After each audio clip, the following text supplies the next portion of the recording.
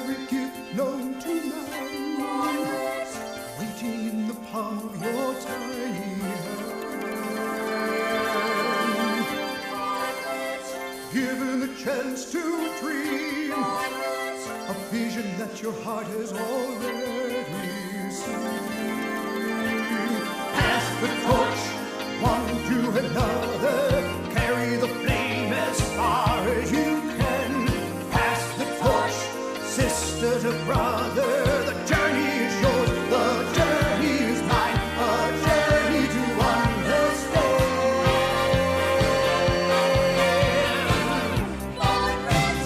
Holding on to the key, ready to unlock your destiny.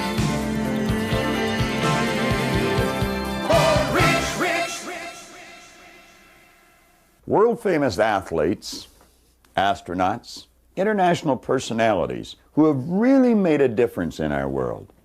You and I, we all started out exactly the same, just like that beautiful little baby that you just saw. We were born rich, rich in potential. We have deep reservoirs of talent and ability within us. You're about to embark on one of the most exciting journeys you could possibly get involved with. This program, You Were Born Rich, is the most effective personal development program in the world today. It's been designed specifically to help you realize all of your dreams, live the life that you really want to live. We're going to invite you into a live seminar so that you can experience the excitement, the high energy of actually being there. We have special guest Paul Hutsey on the program. You'll be meeting other personalities, people just like you and I, who have been involved in this program, and it's made a tremendous difference in their life. Consider this.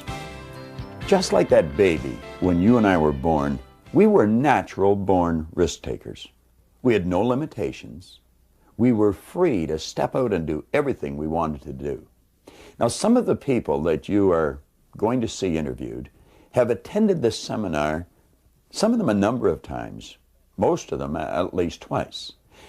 The real benefit of having this seminar on the video is that you can stop the tape at any time and go back and play it over again. You see, reading and memorizing or just watching this really is not going to do you any good. You must understand and apply the ideas.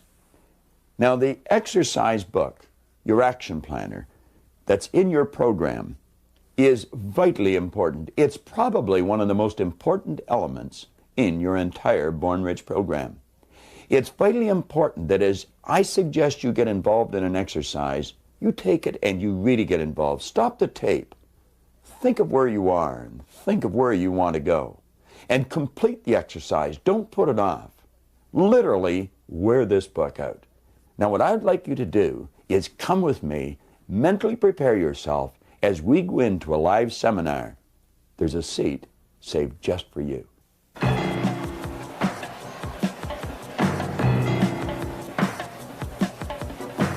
You are about to embark on the most exciting journey of your life. Bob Proctor Seminars proudly presents You Were Born Rich, the most dynamic personal development program of its kind in the world. Ladies and gentlemen, here to lead you through your journey into your own powerful potential, Mr. John Kanary and Mr. Bob Proctor.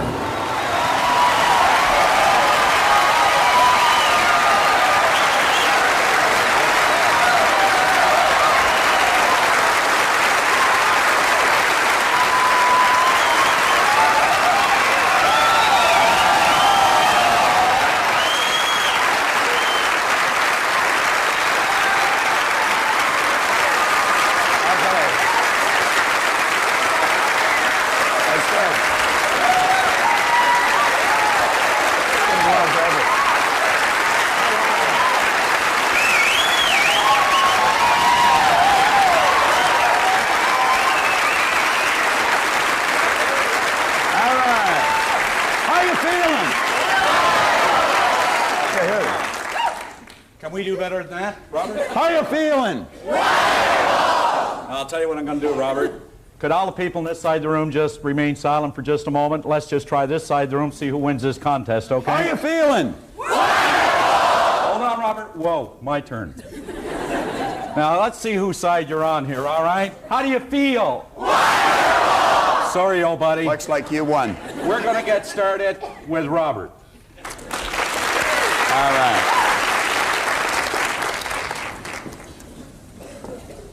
Well, I want to wish you a very warm welcome to our seminar here today. And we've got a special guest who is sitting at home. And we're inviting that person into our seminar, and they're going to experience everything you're going to experience. I know many of you have been through our seminars before. Some of you have never been through our seminars. But I think you'll find if you keep your mind wide open, just sit back and relax, you're going to find it a pretty interesting experience. I've often mentioned that we never give anybody a brain hernia with the information we use.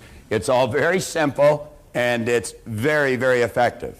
You know, I've spent a long time studying the subject of why we do what we do and why we don't do some of the things that we'd really like to do.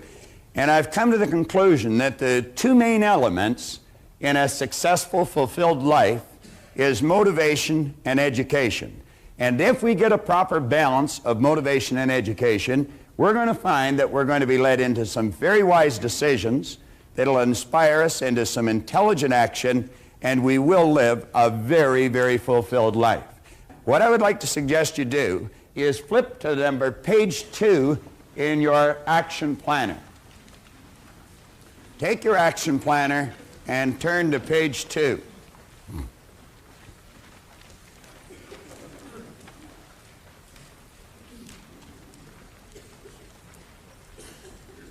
You know, some time ago, John Kanary gave me a little piece of literature about getting out of the comfort zone that was written by Bob Riggs in southern Florida. And there's some excellent information in here. Many of us are pretty comfortable in our life. We've got a reasonably good income. The mortgage is paid. There's food in the fridge. We've got a nice warm bed to sleep in. And everything seems to be floating along just fine. And you know, a person in that position could very easily think, why would I want to do anything to change this? Well, we have found that if your life is not going in one direction, it absolutely, by law, must be moving in another direction. And Riggs is talking about that here. He said many of us have established a comfort zone in our lives. We're just coasting along, taking the line of least resistance, just getting by. Now, he said this is a very common and understandable attitude.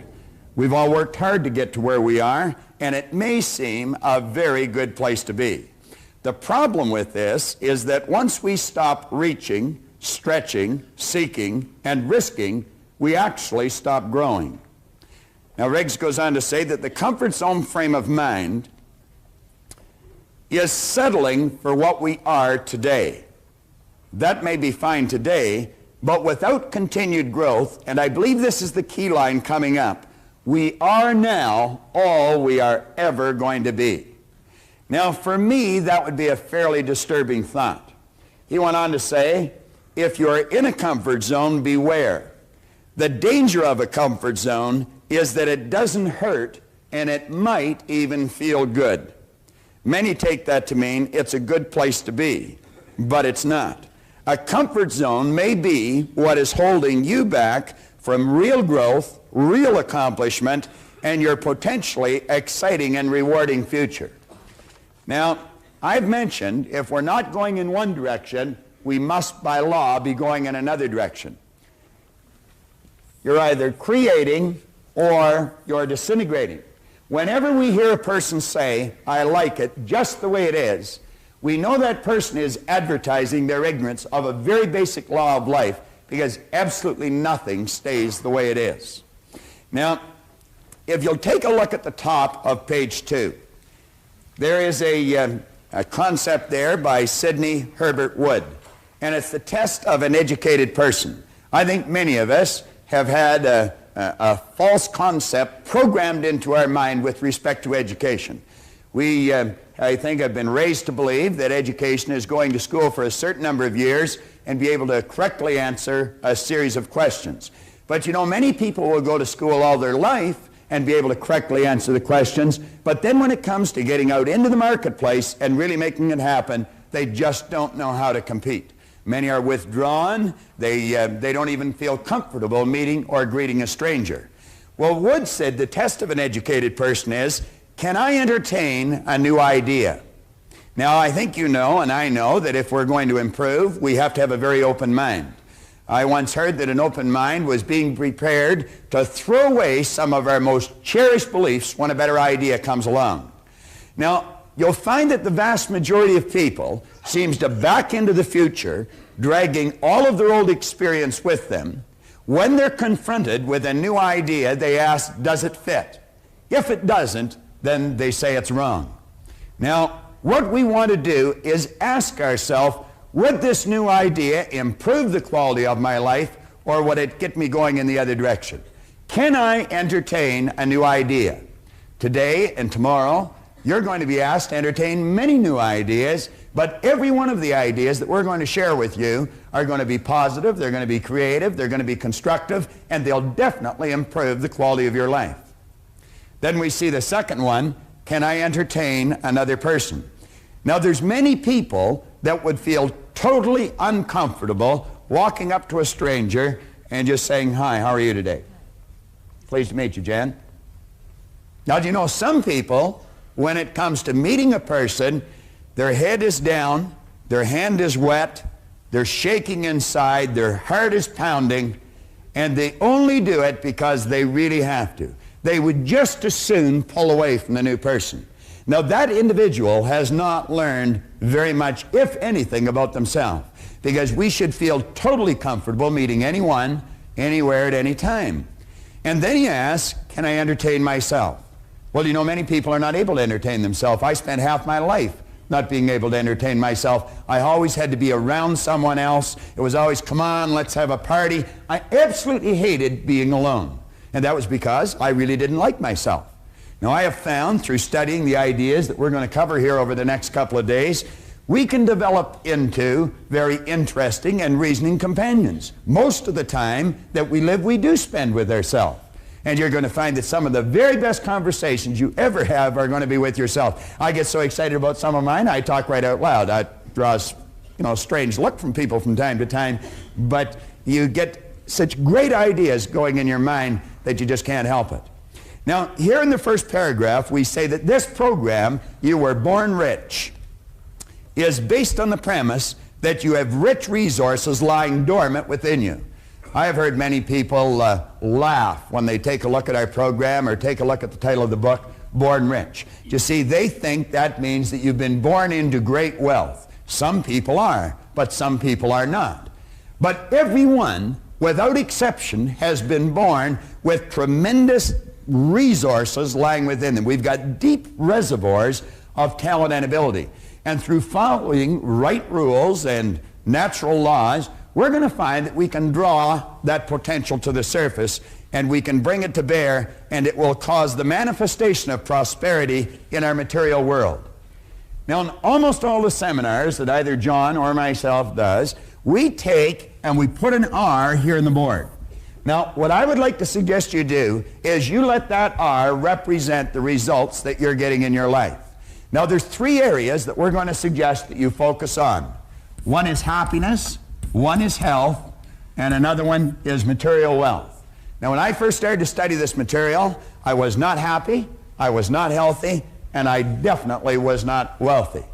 I had a chap sit down with me, and he saw something in me that I obviously wasn't capable of seeing in myself.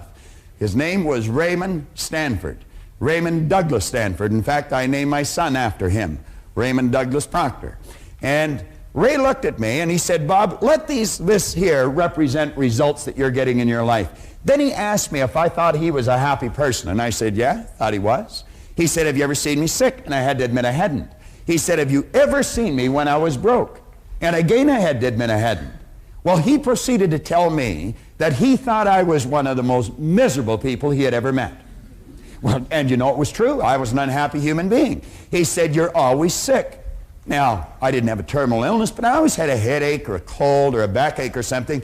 And he pointed at the area of money. He said, you're always broke.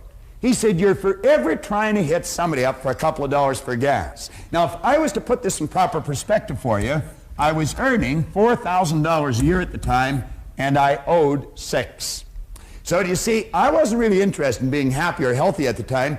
I figured if I could just get this money problem straightened out, everything was going to be great. He proceeded to tell me that there were certain laws governing happiness, and if you follow them, you can just keep getting happier and happier. That sounded a little foreign to me, but that was his opinion. And he pointed out that you and I have an ingenious system built within us to keep our body in excellent working order. And then when he talked about the area of money, he said, you know, he said there's exact laws governing wealth. And he pointed out, he said, this stuff cannot talk, but it can hear. And he said, if you call it, it'll come. Well, I can assure you, I was ready to yell at the top of my lungs. I mean, if there was anything I wanted, it was some money. I figured it would take the heat off for a little while.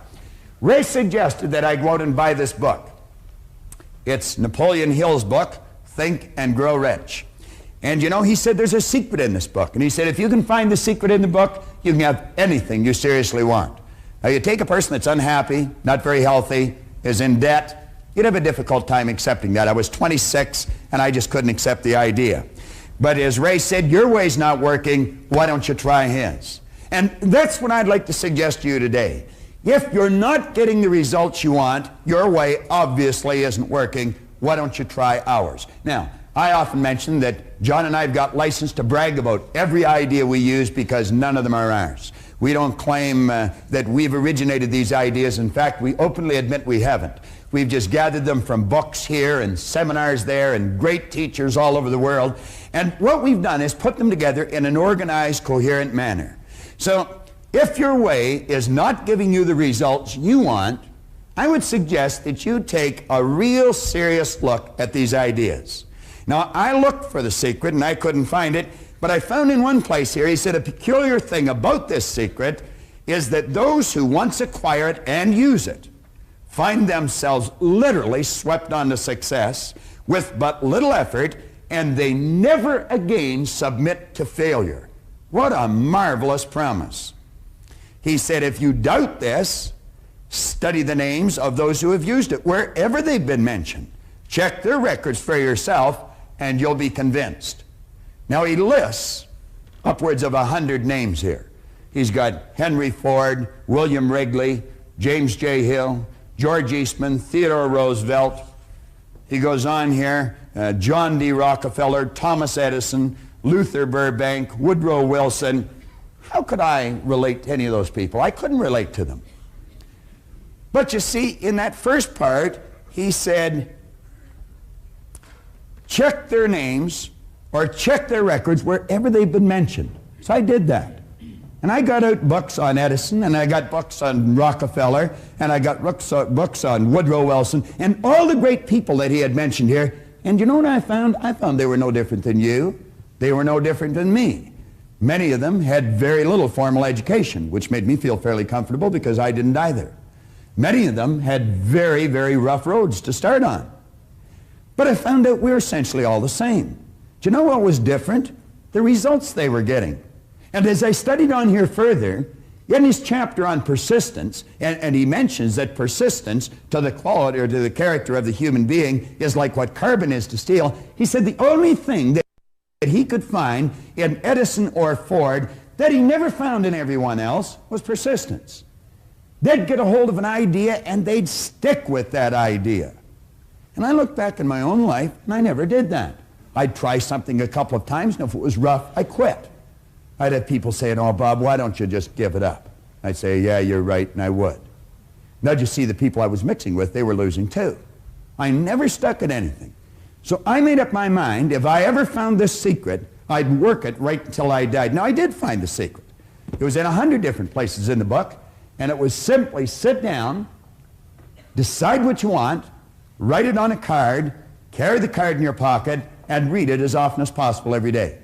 Now, keep in mind, I was earning $4,000, I owed $6,000. I was sitting in a fire hall at the time, and I wrote on the card that I was going to have in my possession by New Year's Day of 1970, $25,000. Now, I wrote that on the card in 1960.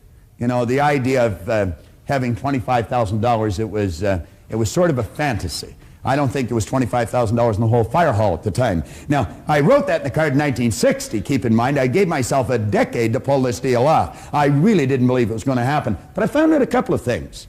I found if you write a lie on a card and you read it often enough, you're going to start to believe it. And you know, William James, back around the turn of the century, he said, believe, and your belief will actually create the fact. Well, I did what he suggested. I read this card every day. I'd carry it around and I'd just keep reading it. And one day one of the guys in the fire hall got a hold of it and they pulled the card away and they passed it all around. Everybody started to laugh. Proctor's going to get rich. I had a chap in a seminar the other day that he said the same thing had happened to him. He was in a seminar and he got one of these gold cards and they passed it around at work and he said, everybody laughed at me, but he said, I'm winning. Now, I didn't read the card in front of anyone any longer, but I kept reading it. I'd go to the bathroom, and I'd sit in the toilet and lock the door, and I'd read the card. Or I'd be driving down the street, and I'd come to a traffic light, and I'd haul the card out, and I'd read it. Now, something very funny happened to me. 1 year later, I was earning $175,000 a year. Now, that's an enormous change, and it went well beyond $1 million in a year. Now, that was not supposed to happen. See, everything I'd been taught since I was a little boy indicated that if you don't go to school, you can't win. If you don't have business experience, you can't win. I had not gone to school. My second month in high school, they asked me to leave. I'll never forget how happy I was when they made that decision. Yeah. As I look back, they were probably much happier than I was when they made that decision. But here I was, I was 16, I had very little knowledge, I had absolutely no skills, and at the very best, my attitude was poor.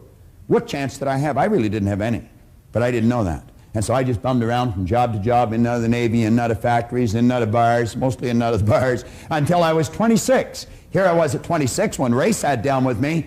I had very little knowledge, absolutely no skills, and my attitude had not improved greatly. But he introduced me to this idea. And I found that it doesn't matter what's happened in the past. You may not have a colorful background, and maybe you have. You may not have a lot of formal education, and maybe you have. But it really doesn't matter if you've got a goal and you're willing to stick to it and study the laws, you're going to find out that you can win. Now, that was like an emotional impact. And I had to find out what happened to me. And so I made up my mind that someone had either written in a book or they were talking about it. And I made up my mind I'd read every book that was ever written if I had to. And I'm going to tell you, I have one of the finest libraries on personal development, psychology, the area of the mind that you're going to find anywhere. And I don't just mean library of books, I mean library of tapes and records. And I would travel anywhere in the world that I heard of a good seminar to find out more about myself. Find out more about you. Find out what makes us tick. And you know a strange thing? I found as I studied me, I understood you better. Because we are essentially all the same. And that's just sort of the way it works. This seminar is nothing but the culmination of all that study. But it wasn't just study, it was a lot of practice, a lot of painstaking study, and an awful lot of experience. And John and I have seen great changes take place in our own life, but better still, we've seen phenomenal changes take place in the lives of the thousands and countless thousands of people that have studied these seminars. We've done these seminars as far away as Takapuna, New Zealand. We've done them all over the United States, every state in the United States. And we've done them all across Canada. People in England are studying this right now. As a matter of fact, this book, Born Rich, is being read in Russia right now. That's a fair distance away from here, and it's a lot different philosophy than most people in that country are used to. Now, we point out here that material wealth is a normal and a natural state for you to live in. Intellectual comprehension, come down to the third paragraph on page 2. It's vitally important. Intellectual comprehension of this program is not difficult. In a relatively short period of time, you will be prepared to correctly answer a battery of questions about this Born Rich program. If you read it, memorize it, you could answer almost any question in it. But that doesn't mean that you're going to win. You could very quickly say, I know. Someone mentions something, will say, I know. I know somebody that says that all the time. Doesn't matter what you say to her. Vera says, I know. All right. Now, knowing and doing are poles apart. And I point out in 2 or 3 places in the book that reading and memorizing are not going to make you successful. It's the understanding and then the application of wise thoughts that count. You must understand the idea, and you must go out and act on the idea, regardless of how much your old program wants to hold you back. You've got to bust out of that shell and do the thing that you've got to do. Now, John Ruskin here gives us an excellent concept on education. He said, education does not mean teaching people what they do not know. It means teaching them, showing them, leading them to behave as they do not behave. Now, the compensation that you're going to receive for following the ideas that you're going to be studying for the next couple of days is absolutely incredible. I could do nothing but keep expressing great ideas when I talk about the good that can come to you. You can do anything you want. You can have anything you want by following these ideas. Now, I choose to believe that every one of you wants something. Way down deep inside of you is a dream. And every now and then that dream floats to the surface of your conscious mind. And when it does, you quickly push it out and you say, I can't do that. Now, the truth is you can, you just don't know how. And if you can get that straight in your mind, I'm going to tell you, you've busted out. Now, Vernon Howard one time pointed out in a magnificent book, Mystic Path to Cosmic Power, you cannot escape from a prison if you don't know you're in one. You cannot escape from a prison if you don't know you're in one. Well, I think we're all in one to some degree. But that dream you've got that comes to your mind, I would suggest you look at it real carefully. I was given a cassette tape by a gentleman in a seminar that we were conducting a couple of years ago, and it was a copy of a speech made by a minister out of Minneapolis. And there were a couple of lines in that tape that were absolutely incredible. He said the saddest thing when he's officiating at a funeral is not the death of the body, but the death of all the dreams. It's that house you were going to build and never built. Maybe that car you were going to get, never got. That trip you were going to take and never took. The business you were going to start and build, but never did. Well, the saddest thing is not the death of the body, but it is the death of all the dreams. We've got to do what's inside of us. Let's not go to the grave with the music still in us. Now, as we go through this seminar, John's coming on in a minute to lead you through the part about proper use of the seminar. But as we go through it, understand this. If you do not direct all of the information you're going to hear towards a specific end, the information will probably be rendered useless. So what I would suggest you do, as John's coming up here, just jot down in shorthand, in your book, anywhere on a blank space, that's something that you want. And look at the quote on the bottom of page 2. Ralph Waldo Emerson said, do the thing and you'll get the energy to do the thing. Do the thing and you'll get the energy to do the thing. Don't wait. Start right now whether you're ready or not. Just say, I'm going after it, I'm going to get it, and your present circumstance has got nothing to do with where you're going. Later on in the book here, you're going to find that there's a quote by a magnificent author. He said, your circumstances may be uncongenial right now, but they will not long remain so if you perceive an ideal and strive to reach it. Now think of that. You may not have much money. Your social life may be in a bit of a chaotic state. Maybe your business isn't going the way you'd really want it to go. He said, your circumstances may be uncongenial, but they will not long remain so if you perceive an ideal and strive to reach it. Now, flip over to the next page, and I'm going to invite John back on to lead you through how to get the proper use out of this program. And I don't suppose there's a better guy that I know to be able to do that, because I watched John start, and there's a story of him in Born Rich. I watched John start from ground zero and just keep making headway. John Kanary learned how to use the ideas in this program so well that he's a very competent teacher of the ideas today. What I left the seminar with was a desire to want to know more. There was something about it that stimulated a desire within me of all the things I ever wanted to do, but no one ever told me that I could do it. And I believe when I walked away from there, I felt very comfortable, at least with the idea that, hey, there is something about me that if I learned to use it properly, that I could actually go out and achieve it. Even though I didn't know how, I believed that that was the starting point. So that was the beginning for me, and what I got most out of that particular seminar. I believe where we went from there is, at that time, there was only perhaps a half day to a one-day seminar. And it was structured around the Earl Nightingale material, of course. And it wasn't as, I guess you could say, as prolific as it is today, although it was as energetic as it was today, you know, probably even more so. But today there seems to be a smoother flow, a more structured presentation, a more organized presentation in a way that an individual can actually take it and use a step-by-step methodical approach to actually working with their creative process. At that time it was more of, why not take a look at yourself and try to recognize that there's potential within you, and that if you set a goal, which I did at that time, and sitting in the front row of the seminar just about that time, I took something called a goal card, which it wasn't as beautiful as it is today. It wasn't as organized or arranged as it is today. But that was back in around 1970, 71, in that period of time. And I remember Bob mentioning, if you take a card, write something on it that you want to do. And if you read it every day and do the best you can every day, you're going to achieve it. Now, I don't know how many people that day, wrote something on a card, but I would say most of them were actually writing something out. But I think it had a profound impact on me to the point that I wrote down that I was going to be doing what Proctor was doing. And even more importantly, that I was going to be doing it with him. Now,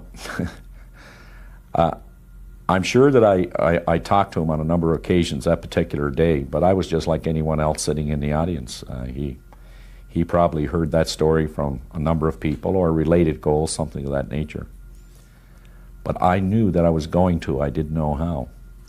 So wherever he was running a program, because I identified so much with the way that he explained it, there were so many people talking about how to in their seminars, and I was exposed to that. I was in training courses with respect to the product that I was selling at that time. But he was getting to a point where it was kind of like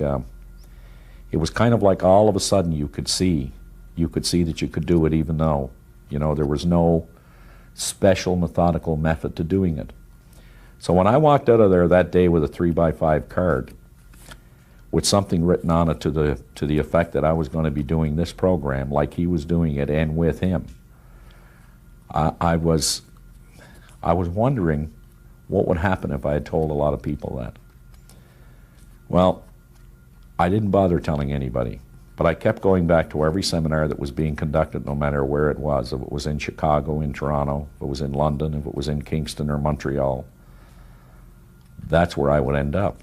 And I think that, the fact that I was available so much and in every seminar, that Proctor began to wonder, who is this guy? And before long, he started calling me, and we started to develop pretty good relationship, pretty good friendship. The rest of that is history, of course. I've worked with every major company, people from every walk of life, from professional hockey teams, professional baseball teams, many major corporations, and have not regretted one day of it, as tough as it's been. So let's give John a real warm welcome as he come on and lead you through that.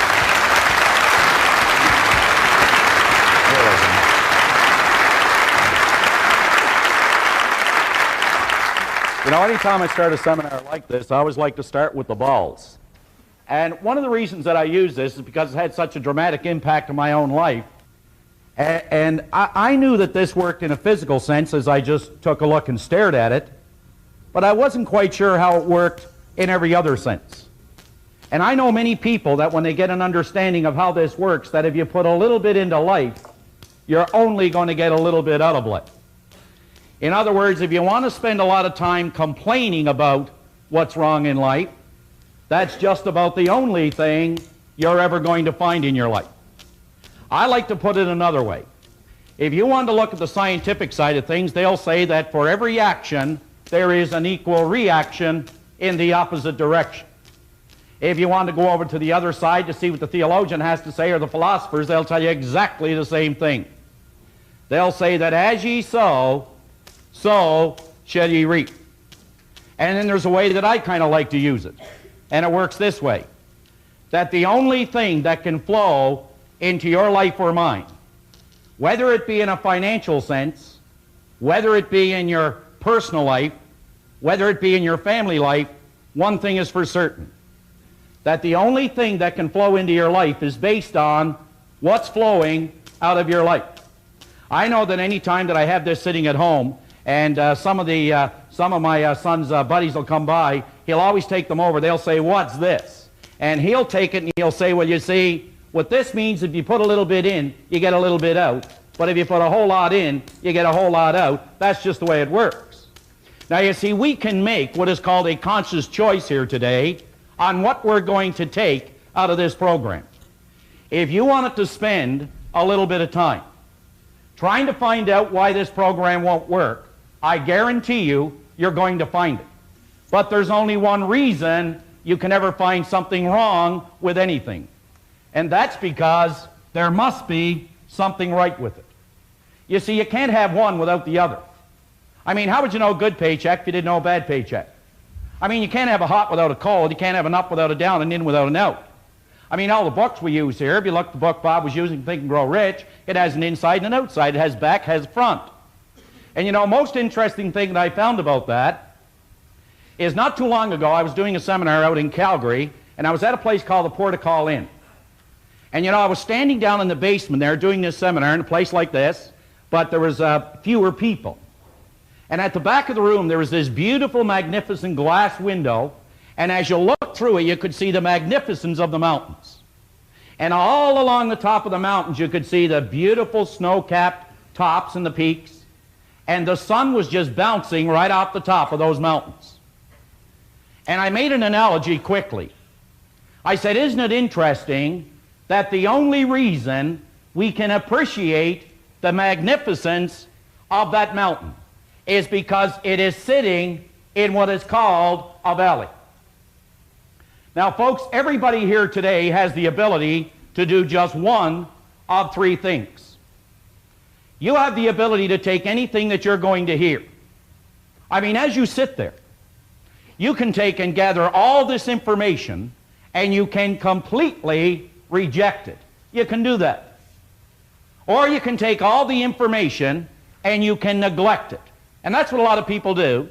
They get it and they neglect it. Or you can take the information and you can accept it. Now, I'm going to make a suggestion to all of you. I want you to just sit there and really think about this. Don't accept what you hear. Don't reject what you hear. And please, don't neglect what you hear.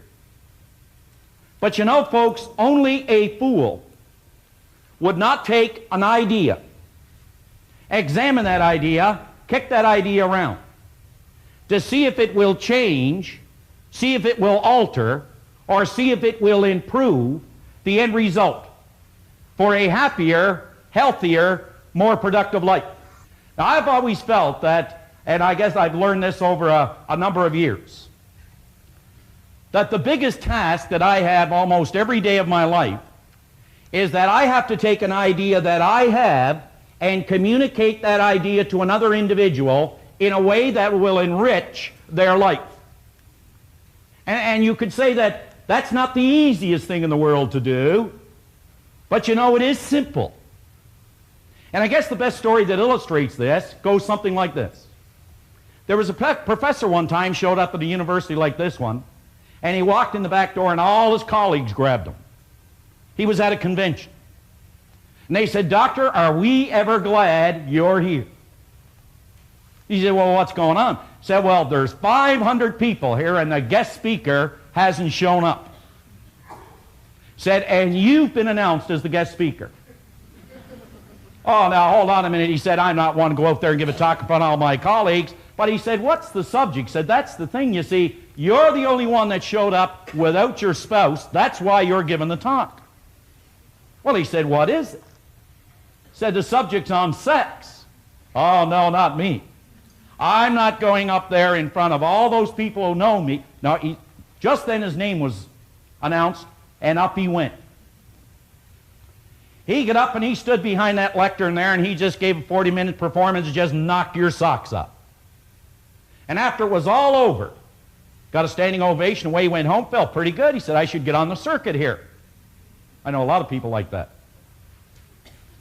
And he walked in the door, and his wife, Martha, greeted him there with a big hug and a kiss, and she said, "Well, dear, how'd the convention go?" He said, "Well, dear, as a matter of fact, it was great. I was the guest speaker." I said, "Dear, you don't know anything about speaking." "I knew that. They didn't know that. Went along great." I said, "Well, dear, what'd you talk about?" Now, he's not a dumb guy, right? He said, honey, he said, I'll be up all night if I tell her. Oh, he said, honey, I talked about sailing. George, you don't know anything about sailing. Well, I knew that, and they didn't know that. And they seemed to like it. Well, off they went to bed. Now, the next day, Martha's out doing the shopping. And so are all the girls that were at the convention.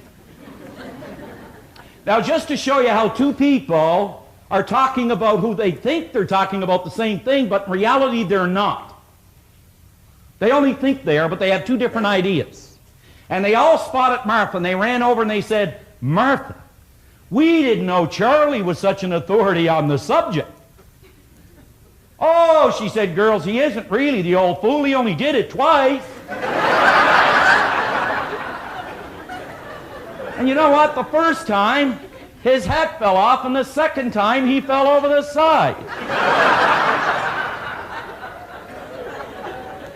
Now, there were two people who thought they were talking about the same thing. Well, the idea that we're working with here today is to take an idea we have, transfer that idea to you as an individual. But there's only one way we can do that.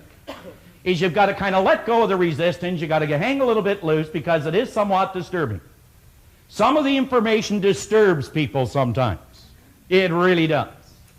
It actually does. It was a Bishop Sheen, was giving a great talk every Sunday afternoon. And one Sunday afternoon he was giving the talk, the fellow put his hand up in the air and said, hold a minute, Bishop, you don't believe all that jazz, do you? Oh, he said, I believe it all. He said, come on, Bishop, you don't believe that story that Jonah was in the stomach of the whale? Ah, he said, I believe it, Bishop. He said, come on, Bishop, not Jonah in the stomach of the whale. He said, come on, you're a grown man. No, he said, I believe it. He said, well, tell me, Bishop, how are you going to prove it? Well, he said, I'll tell you what. When I get to heaven, I'll ask him. Say, yeah, but Bishop, what if you don't find him there? He said, then you can ask him. So you see, if you want to reject it, you want to neglect it, go ahead. I know the information works. On page 3, at the very top, the suggested use of this program, and you know, Bob mentioned earlier that I've actually taken these ideas and I've made them work. As a matter of fact, I can remember when I first picked up the information from this program, I believe it was Earl Nightingale's Lead the Field. And I was given a suggested use of how to use that program, which took 5 minutes. Bob was working with Nightingale at that time, I wasn't. And he sold me a program for $245. That was back in 1968. That was a lot of money in 1968. That's a lot of money today for a lot of people. And he said, now here's what you do. You take this tape, put it in your cassette player. I didn't have one of those. And he said, what you do is turn the cassette on because it wasn't a popular thing in cars. But he said, you listen to the first tape all week. Then go to the second one and listen to that all week. That was the suggested use of the program at that time. So you see, I watched this program grow up. Not only grow up, but I've been able to take it and maximize it more than any individual I know that has ever gone through this seminar. And I can say that, and I can say it with conviction, I can say it with commitment. So let me just walk you through a couple of steps. Born Rich is the beginning of an exciting journey you're about to take. And like all journeys, which are properly planned and completely enjoyed, you must have these 4 basic points. You've got to work these 4 basic points. See, it's the old idea that there are 2 simple words that we could implement to really get the results we want. The first one is called order. Order. Order is the very first law of creation. And the second word is movement. And when you have order and movement working in your life, what begins to happen is there's a pattern of growth that begins to develop. You see, I think that we try to get here without first covering or bridging the gap of these steps along the way. So if we have the order, and the order is to make a decision that no matter where I am, no matter how well I am doing, I can do better, and I'm going to set an objective to bring about that order. And then we use the movement which is known as a system, and I believe that Born Rich is a system. I don't believe it, I know it. You only have to believe something until you understand it, then you don't have to believe it anymore. But belief is the fuel to get you off the ground. So the first step, a clear understanding of where the journey begins. A very clear understanding of where the journey begins, and I don't know anybody that'll do that more effectively than Robert when he comes back up to start going through the basic concept and the creative process. Number 2, checkpoints en route to help you stay on course. You see, I believe we know, for the most part, a lot of us what we want. And as Napoleon Hill said time and time again in this great book, he said, you must know what you want, why you want it, when you want it, and an idea on how you're going to get it. You must know what you want, you must know why you want it, you must know, he said, when you want it, and he said you must have an idea on how you're going to get it. So we need checkpoints en route to help us stay on course. Number 3, a clear understanding of your destination. I believe one of the greatest definitions that I've ever heard of success in my life is that success is not a destination, never has been, but it is something called a journey. It has always been what is called a journey. It is not something you get, it is something you're becoming. It never ends. It's infinite in terms of growth. And number 4, a commitment. You know, I've spent a lot of time studying, as everyone else, books such as In Search of Excellence, In Pursuit of Excellence. I know when I look at Paul Hutsey, I think a lot about excellence. And you know, excellence is perhaps one of the most important words in your life. But one of the reasons for that is because Paul knew about excellence 20 years ago. His company, they published something called In Search of Excellence and The Pursuit of Excellence. But what does the word mean? I hear people say excellence in this, excellence in that. What does the word mean to you? Well, I'm going to tell you what the word really means. It means a commitment to completion. Folks, you never ever want to forget that. Excellence is simply a commitment to completion. The steps are not easy, but the understanding of the steps are easy. If you remember, it's a commitment to completion. That means completing the things around home. It means completing the things at your work. It means completing the commitments in your personal life. It's a commitment to completion. You will agree a person would be very foolish to tell themselves they are presently in Atlanta, Georgia, and their destination is Dallas.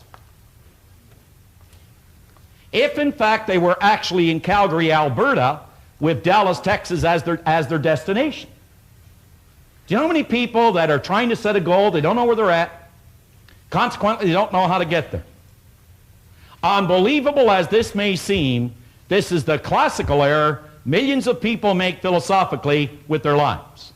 They are not completely honest with themselves when it comes to recognizing where they presently are. Where they presently are. Honest answers to every question and serious consideration to every exercise and suggestion will clearly indicate 3 points. And this is what this program is about, is these 3 points. Where your journey begins. That's number 1. Number 2, the mental adjustments that must be made. The mental adjustments that must be made. Let me give you an example. Anytime working with a young person, I just love working with young people. They only have to understand what a mental adjustment is and they'll make it quicker than you and I. Are you aware that your kids, they only have to what is called make up their mind. You and I have to change our mind. We can teach them how to make a mental adjustment, and here is the major mental adjustment that all of us have to make. Simple one. You must regard all adversity. You must regard all circumstance, all conditions in your life. If you could look at it as though it were an investment in which you can attract and learn more about growth in your life. It's an investment only. What a difference we'd find in everything that we do. And number 3, approximate time it will take to complete the journey. The approximate time it will take to complete the journey. Now, before you become emerged in your Born Rich program. Form the attitude that this program has been prepared especially for you. This is for you. This is not for me. This is not for me only. It's not for Bob. It's for you. Especially prepared for you. Imagine that the author, that the speaker is a clear, personal friend whom you have chosen as your mentor. I wonder how many of us have a mentor. I always say when a program ends, it's the beginning. It really is. It says, make a commitment to yourself that you will follow every instruction necessary to alter, and you're going to hear this word so often, to alter your old conditioning. Now I want you to think, what is old conditioning? Do you know, any time that you get these buried pain remembrances, these nagging little things that grab us when we're trying to do something, or that tell us we can't do it, why we can't do it, and all these things that are just kind of like grabbing at us, these doubts and worries, that's your conditioning. You know, I'd give anything if a person would just grab hold of one idea, this one simple idea. Any time that you get feedback telling you why you can't do something, if only, folks, you could remember it's not a reflection of your potential or you as a person, but it is a reflection of your conditioning. I'd give anything for a person just to understand that. When you get that old feeling that you can't do something, you can only remember it's a reflection of your conditioning and not a reflection of your potential. Now I want you to think about this. Everybody is familiar with the great Bruce Lee, perhaps the greatest martial artist that ever lived. And you know, he was also a great teacher. And very often they'd come to him and they'd say, could you tell us, Master, how we could be a great martial artist like you? Now he would take them out into a little gym and he would go through some of his moves. And what he was doing is he was trying to find out where they are. Because he said most people had the wrong information about martial arts. Just like many people have the wrong information about this word, success. This word success, this progressive realization of a worthy ideal. And after he'd take them through the little exam, he would sit down at a table, he'd put them on one end. He'd sit on the other end. And he'd put in front of them a glass of Coke. He'd say, I want you to look at that and let it represent. Think about it now. He said, I want you to let this glass of Coke represent your knowledge. This is what you know to be the truth. And he said, I want you to let this clear water represent what is the truth. This is my knowledge. This is what I've learned. And he said, this is what you want from me. This is what you want. I want you to think about one step here. How often have we looked into the lives of other people and we see things that we truly admire? We look at maybe their person, what I'd give to be like that individual. We look at what they have and we say, what I would give to have what they have. We look at what they do and we say, what I would give to do what they do. Folks, if we only knew, what we're looking at are nothing more but our own rejected thoughts. They accepted thoughts that we have rejected. So this is what Bruce said. I can't give you my knowledge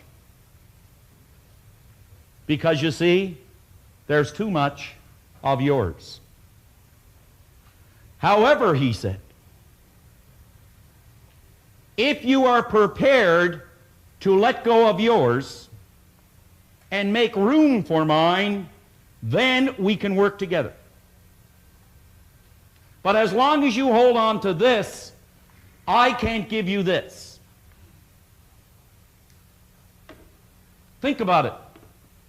Are you prepared to let go of what you've learned? And by that, I don't mean to just cast it aside, but to examine it. And to take a new idea that you will hear in 2 days here. A new idea. And to examine that idea, entertain that idea, to see if it will change, alter, and or improve the end result for a happier, healthier, more prosperous life. If you're prepared to do that, this program will really, really work for you. Will really work for you. Would you go back to the book with me, please? Second last paragraph. Rather than merely listening to the messages, questions and exercises, think. Think deep, penetrating thoughts. Ask yourself, what does this mean to me? How can I apply this idea to my life? Remember, not how can I apply it to someone else's life.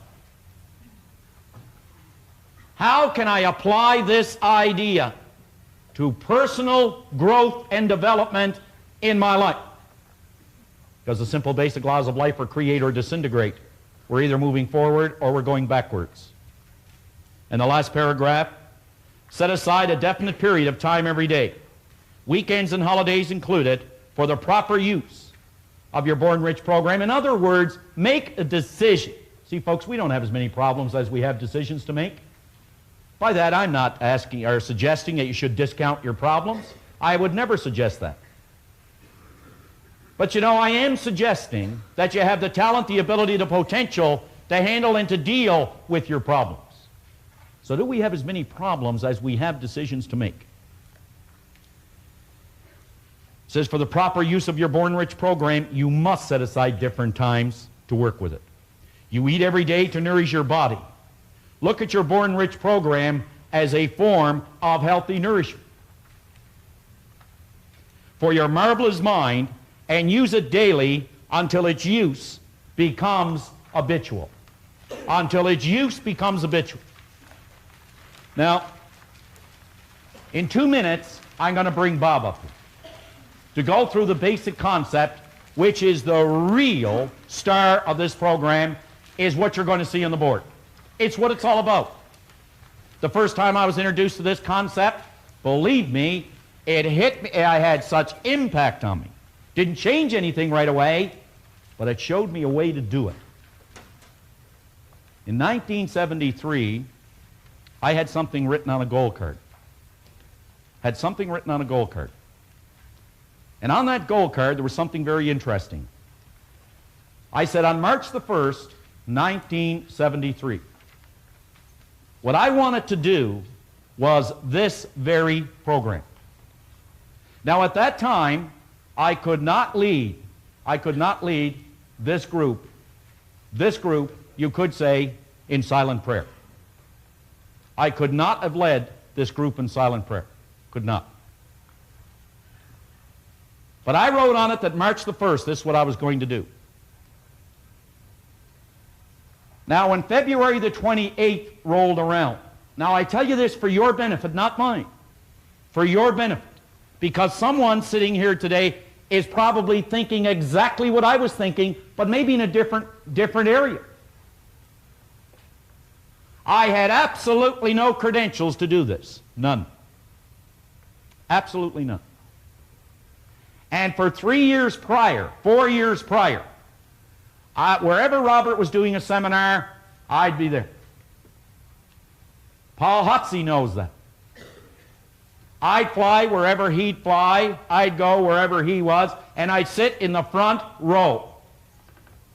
I have at home maybe a couple of thousand workbooks from seminars. A couple of thousand. Notes all through them. Some of them can't even read them anymore. Now, on February the 28th, after 4 to 5 years of a lot of pain, and there was, 4 to 5 years of a lot of traveling, and there was, a whole lot. A whole lot.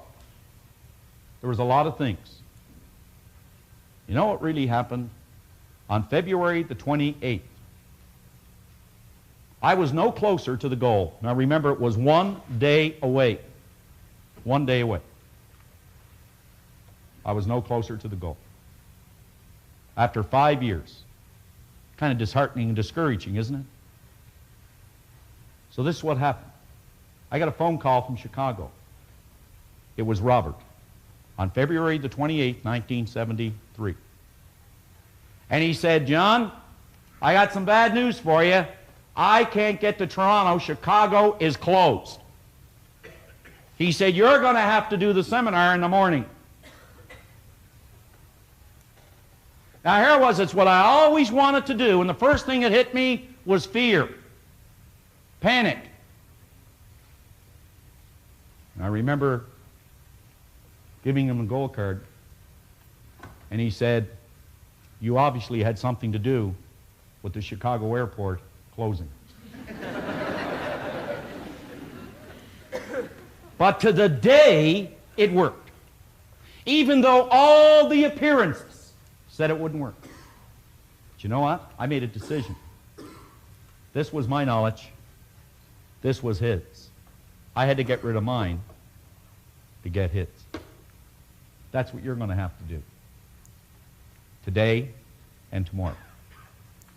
So what do you say we bring Robert back up for the remainder of the morning to really get this creative process rolling? Bob?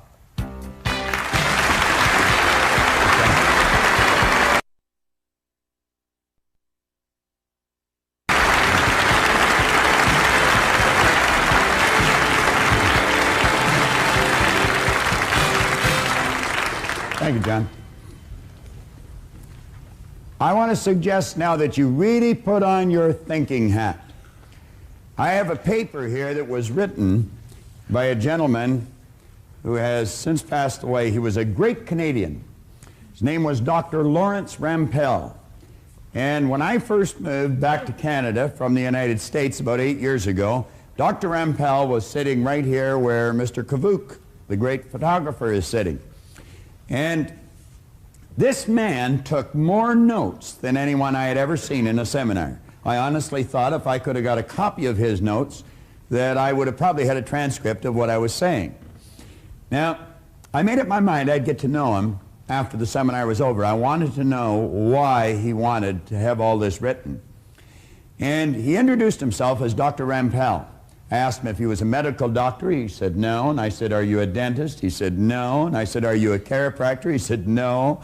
I said, do you want to play 20 questions? And he laughed, you know. And he said no, he had a doctorate's degree in thinking. Now, do you know, he had the only doctorate's degree in thinking that had ever, up till that time, come out of the University of Toronto. It took him 11 years to get it.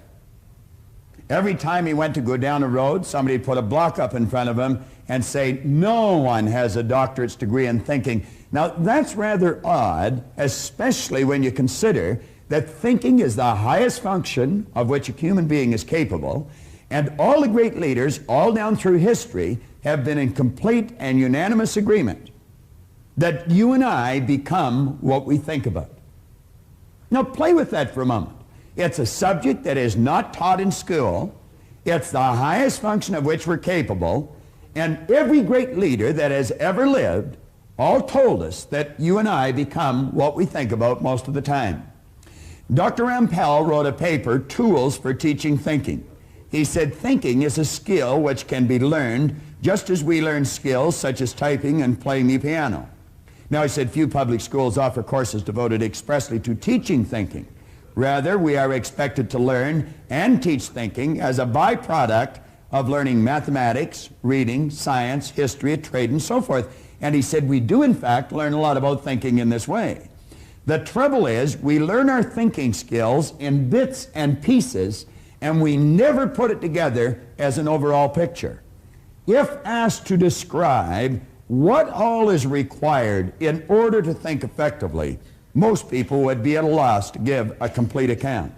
Thus, we are unable to assess our own thinking skills or systematically teach the skill of thinking to others.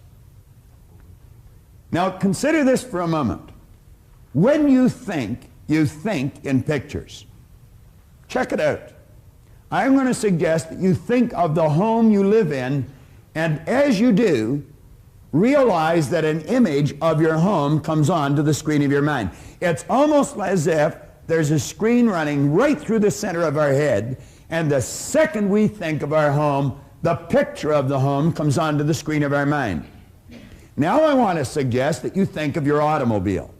And the second you think of your automobile, the picture of the home is gone and the picture of the automobile is there. Think of your kitchen, your backyard. Think of where you work or go to school. And bang, bang, bang, just like that, the picture changes.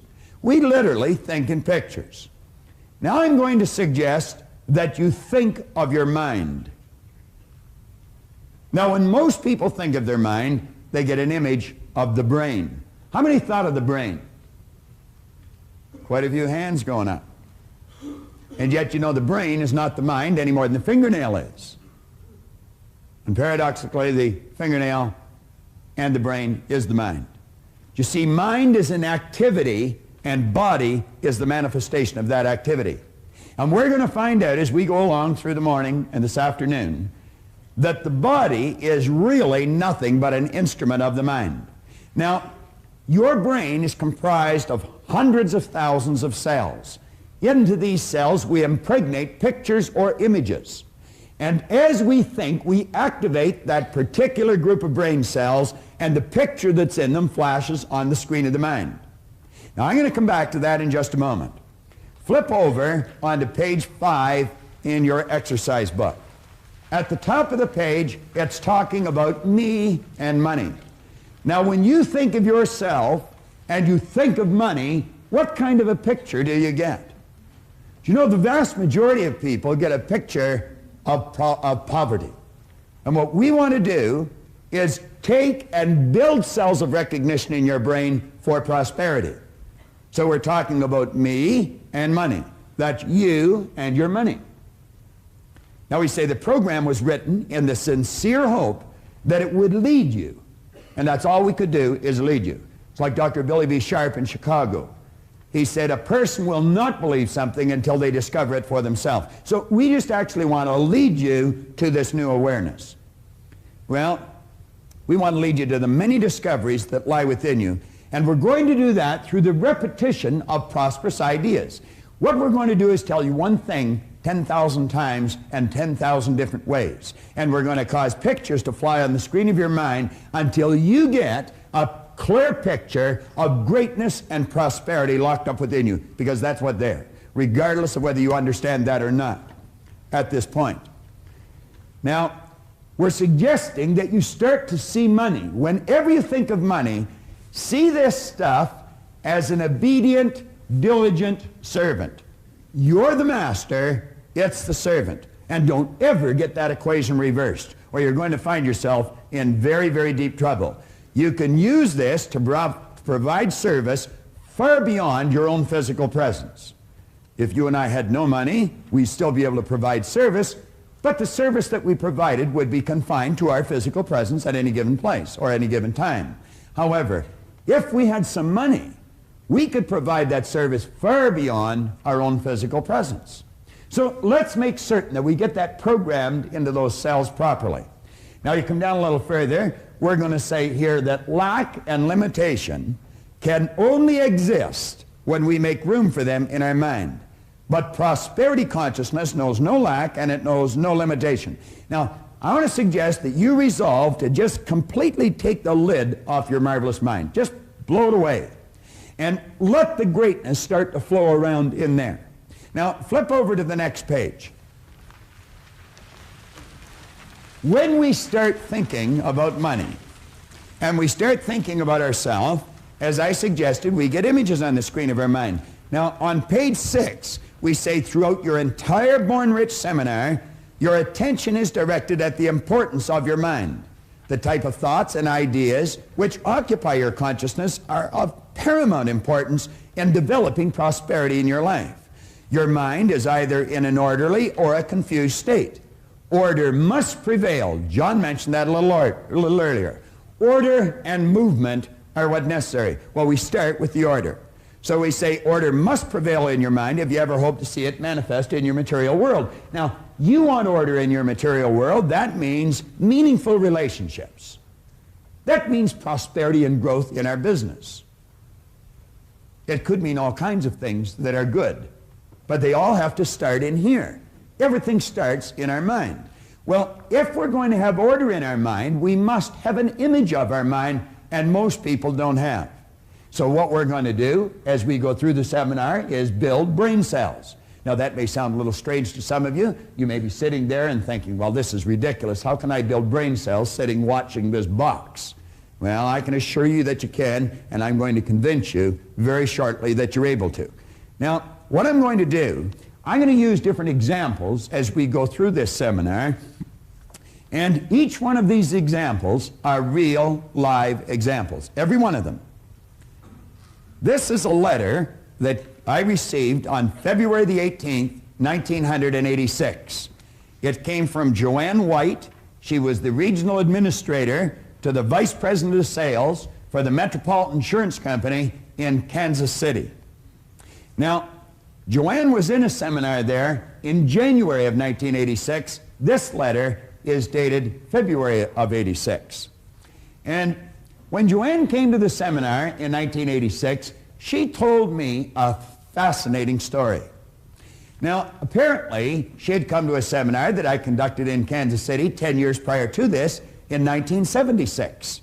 Now, I didn't remember Joanne, nor did I remember her son, who she was telling me the story of. But when she told me what happened, I quickly related to it because it's happened many times, and there's many situations that I do remember. Apparently, we had been doing seminars right across the country for the Metropolitan Life Insurance Company, and a friend of hers in another area had been talking to her on the phone, who also worked for the same company, and this friend told her, if this seminar ever comes to Kansas City, make sure you go and take your son. Well, she took that person's advice and she came. She brought her 11-year-old son, Eric, who had been diagnosed as having learning disabilities. Now, keep your mind open here, folks, because this is real. It happened, and it can happen to anyone. Someone had made a classical error, and someone possibly in a position of authority, in fact, probably in a position of authority, and they told this lady and her husband that their 11-year-old son had learning disabilities and not to expect too much from him. So they didn't. Worse still, the little boy didn't expect much from himself. I told her to bring the little boy to the seminar, and we just built new brain cells, that that child could do anything he wanted, that this idea of learning disabilities was an error that someone had made, and they shouldn't believe it any longer. And I said, you bring him, have him sit right near the front, and I said, we'll give him a little special attention, and you'll just watch the change take place. Let me read you the letter. She says, Dear Bob, I wanted to take a moment to tell you how much I had gained from your seminar in Kansas City and how much I am continuing to gain from the use of your tapes. Now, at that time, all we had is audio tapes. Now, you can sit and you can watch this over and over and over again because there's going to be parts of it that'll seem a little confusing to you first time through. But as you play it over and over and over again, the confusion will leave and order is going to come to your mind. There's many times I'll take a book and I'll read the same paragraph over and over again. This book that I mentioned earlier of Napoleon Hill's, I've been reading that for 27 years. Now, it's not such that I'm such a slow learner. It's just there's so much depth in the book. My wife's sitting back there and she's saying, no, it's not the depth, it's that you're a slow learner. But, and anyway, that's just her opinion. All right.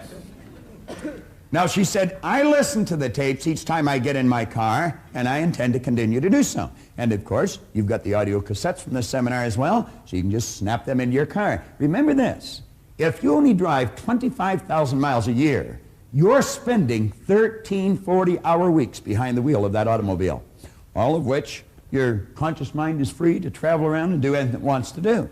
Your body is programmed to drive the car. Well, she says, Bob, I'm sure at times you ponder over the long-range effects of these seminars. Do you merely get people excited and then once you leave town, forget it? Well, I attended your seminar when you were in Kansas City 10 years ago. I brought my 11-year-old son who was going through some trying times in school. He had been diagnosed as having learning disabilities, and he was really struggling. Listen to this. He was certain he was a reject. What a terrible thought to be running through the little kid's mind. I'm a reject.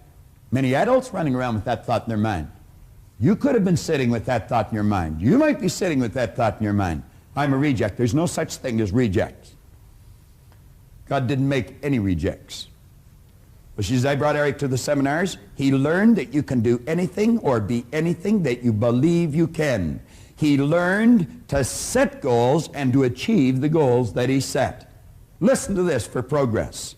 I am very proud to tell you there was both an immediate and a long-range change in Eric's performance. In that same school year, his grades spiraled upwards and he became an honor student. Eric attended Bay State.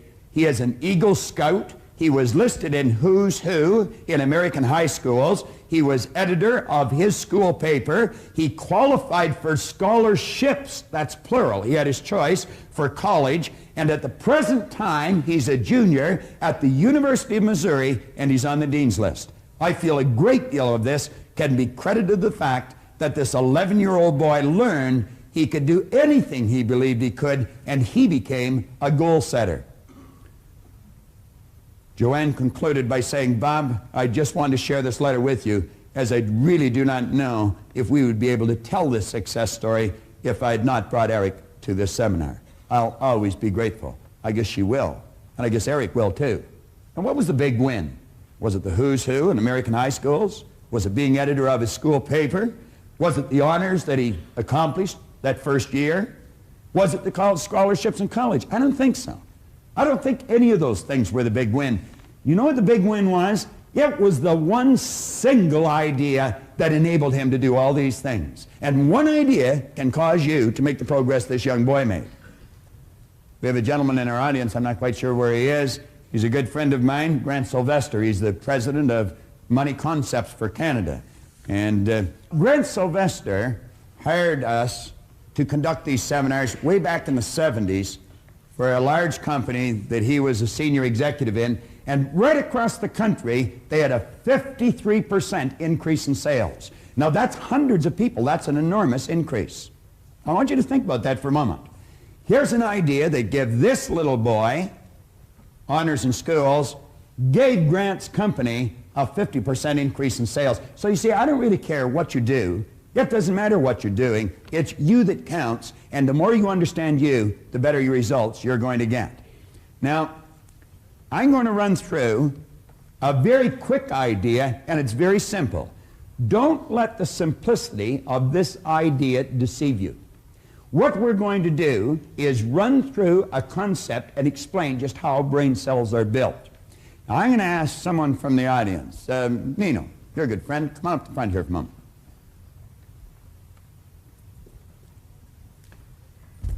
All right, Nino. Wonderful, Bob. Give Nino a hand.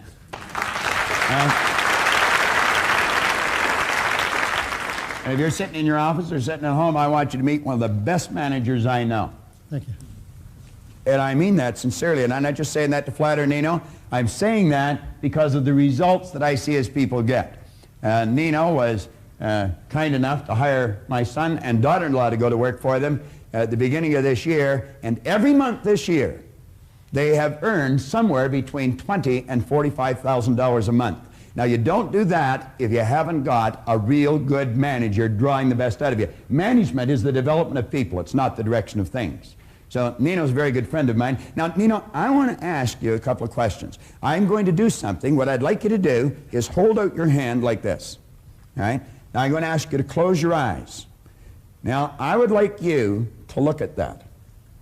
I want you to see what that is. I don't want anybody to say anything. I'm going to put it in Nino's hand. You just close your eyes, Nino. I'm going to put this in your hand, and I want you to feel it.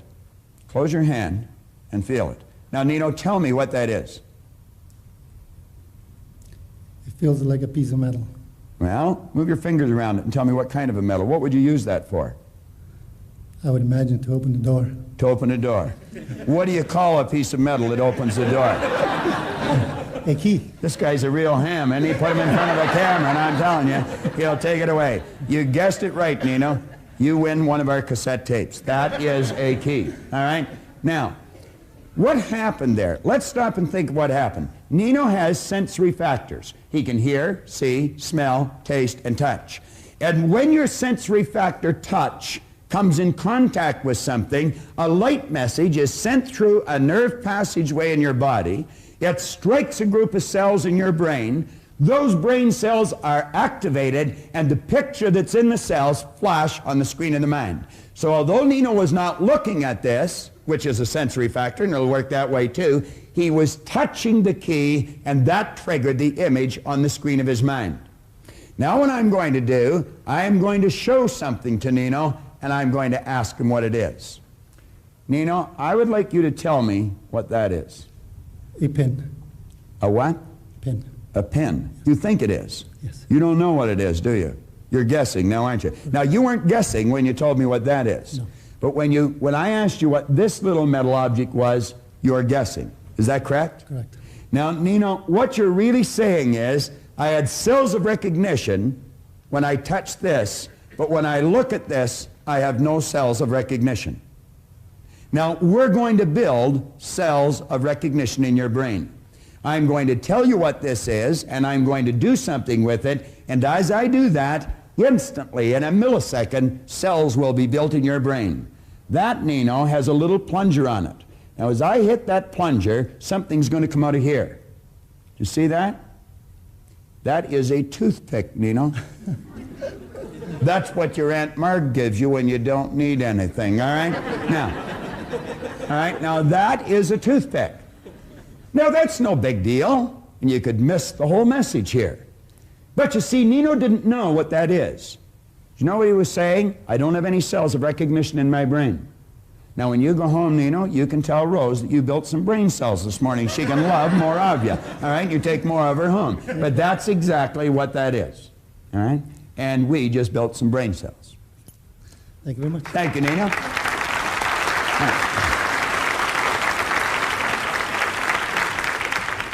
Nino Spazzeri is, without question, one of the greatest real estate sales managers I've ever met.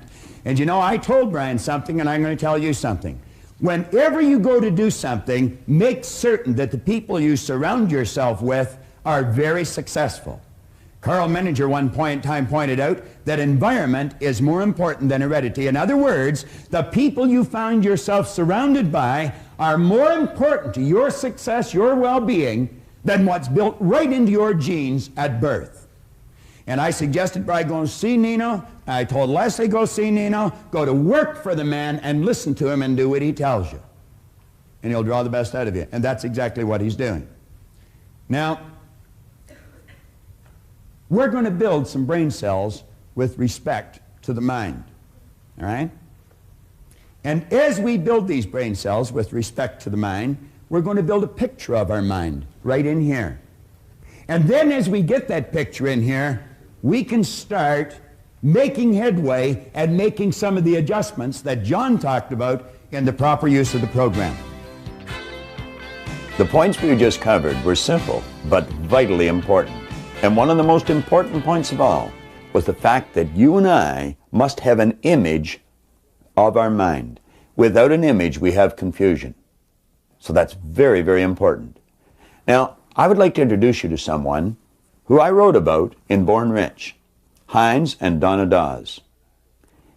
They came to the seminar, and their circumstance was doom and gloom. We had bought this house in July of 1975 after being expropriated for the Pickering Airport fiasco north of the city. And almost every evening I would come home and I would be extremely negative, started to take out my frustrations on Donna because the mortgage payments and everything else was more than what we expected.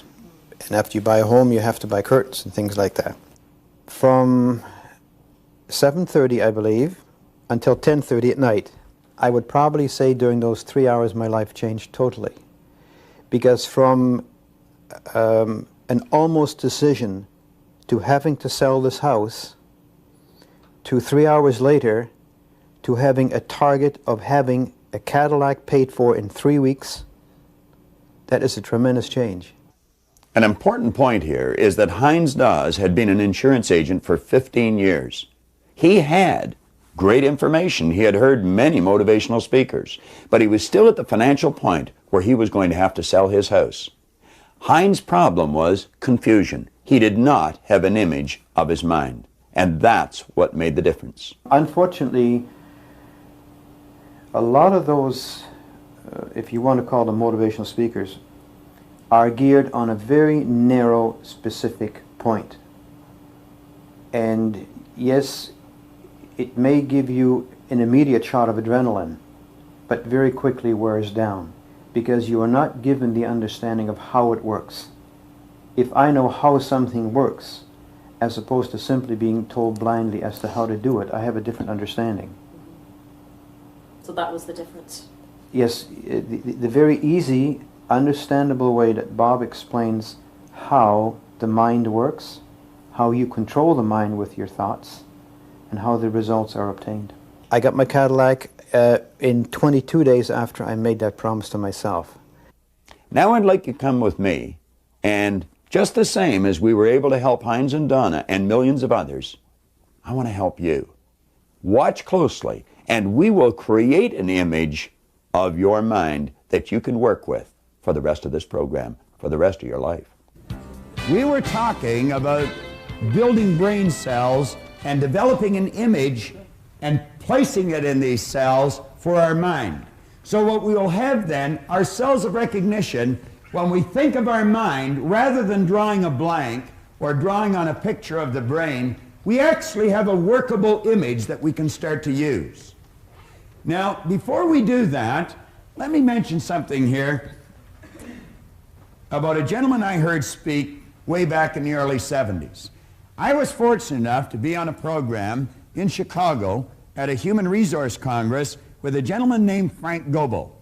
Frank Goebel had been an aerospace engineer. He was the president of an aerospace company.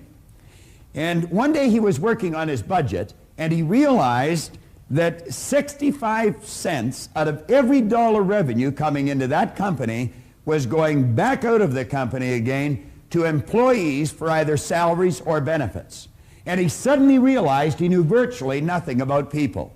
Here he was spending 65% of all the revenue on something he knew virtually nothing about. He said, I knew an awful lot about engineering, and I knew a fair amount about aerospace, but I knew very little about people. And so he said that he decided he would study some psychology, and fortunately for him, he ended up collaborating with Abraham Maslow. Now, Maslow made a breakthrough, the like of which is maybe only made every few thousand years. He had come to the conclusion that you and I have infinite potential. He's written a paper. He left aerospace engineering, and he went on to start the Thomas Jefferson Research Center out in Pasadena. In a paper called The Productive Person, Goebel wrote, by nature, you and I are alike. By practice, we get wide apart. There's the difference in our results again. Now, he said the difference between the most dissimilar characters, between the real achievers and the non-achievers, for example, seems to arise not so much from nature as from habit, custom, and education. He went on to quote William James, who concluded that we use a very small part of our real potential. And James said that most people live, whether physically, intellectually, or morally, in a very restricted circle of our potential being. We make use of a very small portion of our possible consciousness and of our soul's resources in general. Much like the person who out of their entire bodily organism would get into the habit of using and moving only their little finger. I want you to think for a moment, if you had a child and that child was laying perfectly still in its crib, and the only part of its body it was ever able to move was its little finger. I'm quite certain that you would probably beg, you would borrow, and if you had to, you would steal to find out what's wrong with that child. But isn't it strange that a human being can stop growing mentally at a very early age, and it can be virtually ignored? This is, without question, one of the most important subjects we can go to. I want to refer back to something Napoleon Hill wrote again that caught my attention when I first read the book. He pointed out in here, somewhere in your makeup, there lies sleeping the seed of achievement, which, if aroused and put into action, will carry you to heights such as you may have never hoped to attain. Do you know, as I think of this and as I read it now, I'm doing things today that 27 years ago, if anyone had suggested, I would have thought they were hallucinating. I take a look at my paycheck today. It's so completely different than it was when I first started to study this. In fact, the same people that used to pay me $4,000 a year are now paying me $4,000 an hour. And the only thing that's really changed is what's going on inside. Everything was already there. It's just a matter of learning how to use it. Now, he said, just as a master musician may cause the most beautiful strains of music to pour forth from the strings of a violin, so may you arouse the genius which lies asleep in your brain and cause it to drive you upwards towards any goal you may wish to achieve. Now, I'm going to put a couple of marks on the board, and I want you to really think seriously about this. You know, human organizations, as we know them today, are not going to last much longer. And that is because we have built them on a false premise. These organizations have been built on the premise that you and I are physical beings, and we're really not. We are spiritual beings living in physical bodies. And we've been gifted with something called an intellect. And by learning to use the intellectual factors in our personality, we can tap into the higher side of our own nature and improve anything in our physical world. But you know, to the average person, that doesn't really make a whole lot of sense. And it may not make a whole lot of sense to you, as I just said it. But you're going to find as we go along with this, and as we keep working with this idea, it's going to make an awful lot of sense to you. Now, I have found when we start to study ourselves, there's only 2 points of reference we can go to. One is science, and the other is theology. There doesn't seem to be anywhere else to go. I have found that there are only 6 basic religions. Now, I spent quite a bit of time living and working in California. I think there's something like 4,000 religions in California, but everybody starts their own out there because there's tax breaks, you see. So, but you're still going to find there's just 6 basic religions, and they all teach us essentially the same thing. They teach us that we are non-physical beings. They may use a different word, but the concept is the same. Do you know, it's a strange thing. Most people don't even know much about their own religion, and yet they say mine's right and all the rest are wrong, and they don't even know what the others are. I have found that every one of them has the truth in it. We are non-physical beings. See, the truth is something like the center of town. It really doesn't matter which side you approach it from. When you get there, you're in the same place. Now, the other area that we might want to look at is science. Science tells you your energy. As a matter of fact, a DuPont scientist many years ago said that the electrons and the atoms of your body contain a potential energy of more than 11 million kilowatt hours per pound. Do you know that there's enough potential energy locked up in that thing that you're sitting in that we call a body to light up this whole North American continent for nearly a week? And then you'll hear people say, I haven't got any energy. What a ridiculous statement. That's all we are, is a mass of energy. Do you know this thing you're living in vibrates? It glows. As a matter of fact, there is an aura of energy around your body. That is the cells leaving your body. Your body changes at the rate of about 50,000 cells per second. And as the cells leave the body, new ones are created. And you know you can photograph the energy leaving the body. Semyon Kurlian, way back in the early 30s, perfected a form of photography where he could take and photograph mass, and the rays of energy coming from the body would penetrate the camera, penetrate the film, and you'd actually catch it on the film. And you'd photograph the density and the color of it. I would imagine you're very familiar with this, are you, honey? That's right. And you know, as the image in a person's mind changes, the vibration of their body changes, and the density and the color of this energy changes, and changes dramatically. Do you know you've even got a mental faculty where you can start to feel that energy coming from a person, and you can determine the mood they're in very, very quickly. You can virtually read what's going on inside an individual. Now, as we study this, we're going to find that this side and this side is actually all hooked up. Think of this for a second. You see sitting here on the lectern a glass of water. Now, let's stop and think about this for a moment. We call that glass. It's actually energy. Because of the speed it's vibrating at, we call it glass. We call this water. That's what it is. It's water. But it's actually energy too. As a matter of fact, the ring that's hitting it is energy, and the finger that the ring is on is energy. Everything's energy. Everything vibrates at a different speed. But stay with me here for a moment. What we're talking about here is energy. Now, while the energy is in the vibratory rate it's in that glass, we're going to call it water. And we call it water because it's vibrating at a physical or a corporeal state. If you were to add heat to that energy that we call water, you wouldn't call it water anymore. Then you would change the terminology that you would use. It'd be the same energy, but it would be moving faster and a higher speed of vibration.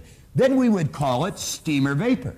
And we would call the energy steam or vapor because it's not in a physical vibration. It's now moved into what we call an astral vibration. If we were to continue to add heat to that energy that we now call steam, you wouldn't call it steam any longer. You would call it air, ether, or gas. And that's because it's not in an astral vibration any longer. It's moved into now what we call an etheric vibration. But every level, it's the same energy. Now, as we take a look at this, we're going to let these lines represent levels of vibration, or, as we more commonly refer to them, as frequencies. And you know, each frequency is hooked up to the one above and the one below. There's no line of demarcation where one stops and the other starts. See, every frequency, it's like the colors of a rainbow. As they fit together, there's no place where one color stops and the other starts. They're all joined together. Now, you're never going to see that with something you call sight. Sight is a physical sensory factor. You have to go to one of your higher faculties, and you develop this through understanding. You start to understand. So you see, the part of us that we cannot see and the part we can see is all the same. This is just the flip side of the coin of this. Spirit always manifests through its polar opposite. We have the ability right here to tap in to this great power that I choose to refer to as spirit, and we can tap in with an intellect, and we can cause this power to literally move into form, into something we call an idea. That idea must literally move into something we refer to as results. You see, both science and theology clearly indicate nothing is created or destroyed. The only thing you can do is cause it to change. Now, this particular program is about prosperity. And when we think of prosperity, money plays a very large role. But of course, so do relationships, and so does the health of our body. But let's go back and think about money for a moment. Now, when you think about money, money is really an idea. You say, that's money. No, money is an idea. It's manifest on paper. Now, paper used to be wood. I remember when I was a little boy, I lived way up in Michipicoten Harbor. That's about 3 wigwams this side of the North Pole. It's a little north of King Garden, I think. But at any rate, when I lived up there, I'd watch them take these large logs out on flat cars on the railroad. And I remember people telling me that they were going to make paper out of it. I thought, how do you make paper out of a tree? It didn't seem to make sense. Well, you alter the vibratory rate of the energy that's called wood, and pretty soon it's called paper. And then you put ink on it, and now we call it money. Now let's think about this money for a moment. If it can be neither created nor destroyed, it must already be here. If we can't destroy it, if heat will cause the energy that we call water to move into an etheric state, I would imagine heat would cause what we call money to move into an etheric state. And there it goes. Now where is it? You say it's gone. It's not gone. Still here. You see, you'll never see it on the level it's on now with your physical sensory factor sight. But if you use your intellect and develop understanding, you'll know that it's still here. What we want to do is cause it to move into form. Now that's just about as bizarre as anything you'll ever hear to some people's ears. But I'm going to tell you, it's just as true as anything you'll ever hear if you understand natural laws. And what I'm talking about is moving your mind into a higher vibration, developing a higher consciousness, and you can literally attract all the good that you want. You see, money is literally attracted to us, or it's repelled. Now, in the first 27 years of my life, I can assure you that I was not magnetized to that green energy. It used to stay away from me, and now it just keeps coming to me. What did he say in this book? Right in the start of it. He said, when money starts coming, it'll come so fast and so furious, it will literally make your head spin. Now, let's take these simple concepts that have deep meaning, and let's take this other board here and build a picture. One of our intellectual factors is imagination.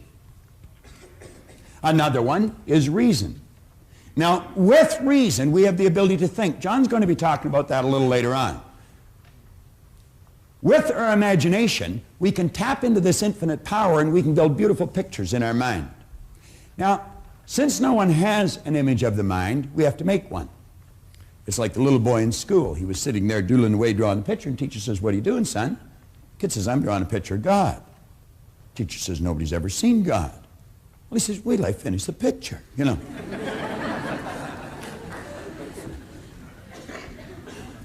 I heard about a gentleman that was running a seminar in Vancouver, British Columbia. I was living and working in Chicago at the time. I, at the time, was prepared to go anywhere to try and find out why I changed. And Vancouver was not too far to go from Chicago. I always sort of laugh when I hear a person say, "Oh, if you hold one of these seminars in the east end of the city, I'll come, but I don't want to drive across the city. I'd walk across the continent if I thought I could get something that would help me understand me better, because I know it's my understanding of me that's going to determine the results that I get in my life, in my happiness, in my health, or in the area of wealth." Well, I flew off out to Vancouver, and I had heard many speakers. I had read many books. I had a ton of information running around my head, but I couldn't get it to fit. And I couldn't get it to fit for the same reason that some of you have never been able to get it to fit. You have no picture in the brain cells of the mind. Do you know there's many psychiatrists that have problems with their patients because they're not giving them an image to work with when they're working with their mind?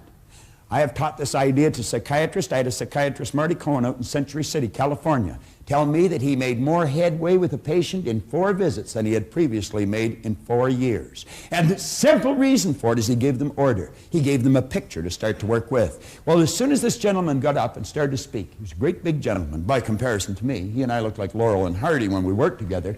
But at any rate, the second he got up to speak, I knew this man knew what he was talking about. And I'm going to tell you, I listened carefully. I went over when he was finished and I asked him, I said, "Could I spend a couple of hours with you?" And I'll never forget him looking at his watch and telling me that he was sorry he didn't have a couple of hours. He had to go and catch a plane. Now, he said, "I'd love to spend some time with you," but he said, "I've got to catch a plane." And I said, "Well, I've got to catch a plane too. I don't mean right now." And I said, "Where are you going?" Or he said, "Where are you going?" And I said, "I'm going home." And he said, "Where do you live?" And I said, "Chicago." Well, he said, "What are you doing here?" I said, "Well, I come out to hear you speak." He said, "That's a long way." And I said, "Not for what I got." And so at any rate, I think he was impressed that I had traveled so far. He got his calendar out and I got mine out. And he told me he was going to be in Toronto in a couple of weeks. I said, "Well, Toronto's only an hour from Chicago. It's just up and down. I'll come over if you'll meet with me." Well, the two of us sat down in the Skyline Hotel. And I'm going to tell you, Leland Bell Vanderwall taught me as much in 2 hours. Well, I should say 2 days. No, it wasn't. It was 2 hours. We just spent a couple of days together. But everything fell into place in just a couple of hours.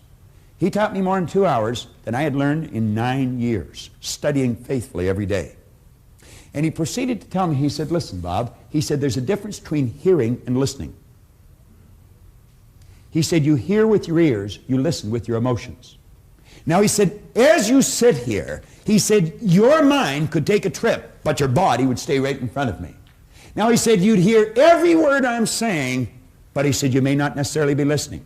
He said, if you're going to learn, you're going to have to listen. And you listen with your emotions. You've got to keep your mind with your body. No trips. Now, I said, if you do that, odds are pretty good you'll learn. And he says, there's a vast difference between learning and gathering information. He said, you see, all the way through school, we were encouraged to read, remember, and repeat. Read, remember, and repeat. And if you were able to do that fairly well, you were given the mortarboard of the sheepskin. And they said you had learned. Doesn't necessarily mean you've learned anything at all. You might have learned how to develop your memory, but that might have been the end of it. Now, I'm not saying no one learns doing that. Some do. But he said learning is not gathering information. Learning is when you consciously entertain an idea, you get emotionally involved in the idea, you step out and act on the idea, and you improve the results in some area of your life. Now, he said, this is the name of the game, Bob. He says it's results. Pretty good teacher a long time ago said, by their fruits you'll know them.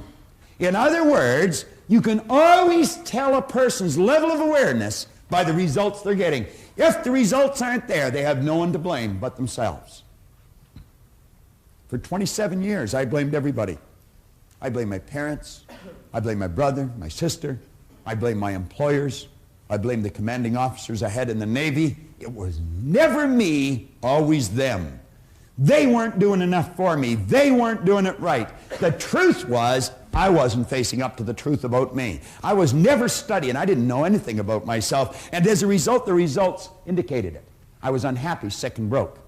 Now, he said, Bob, you're going to have to alter some ideas in your mind. But he said, to do that, you're going to have a picture to work with. And he told me about a doctor in San Antonio, Texas, Dr. Truman Fleet. He started the concept therapy movement. He said he attempted to teach the healing arts, and he ran into a problem.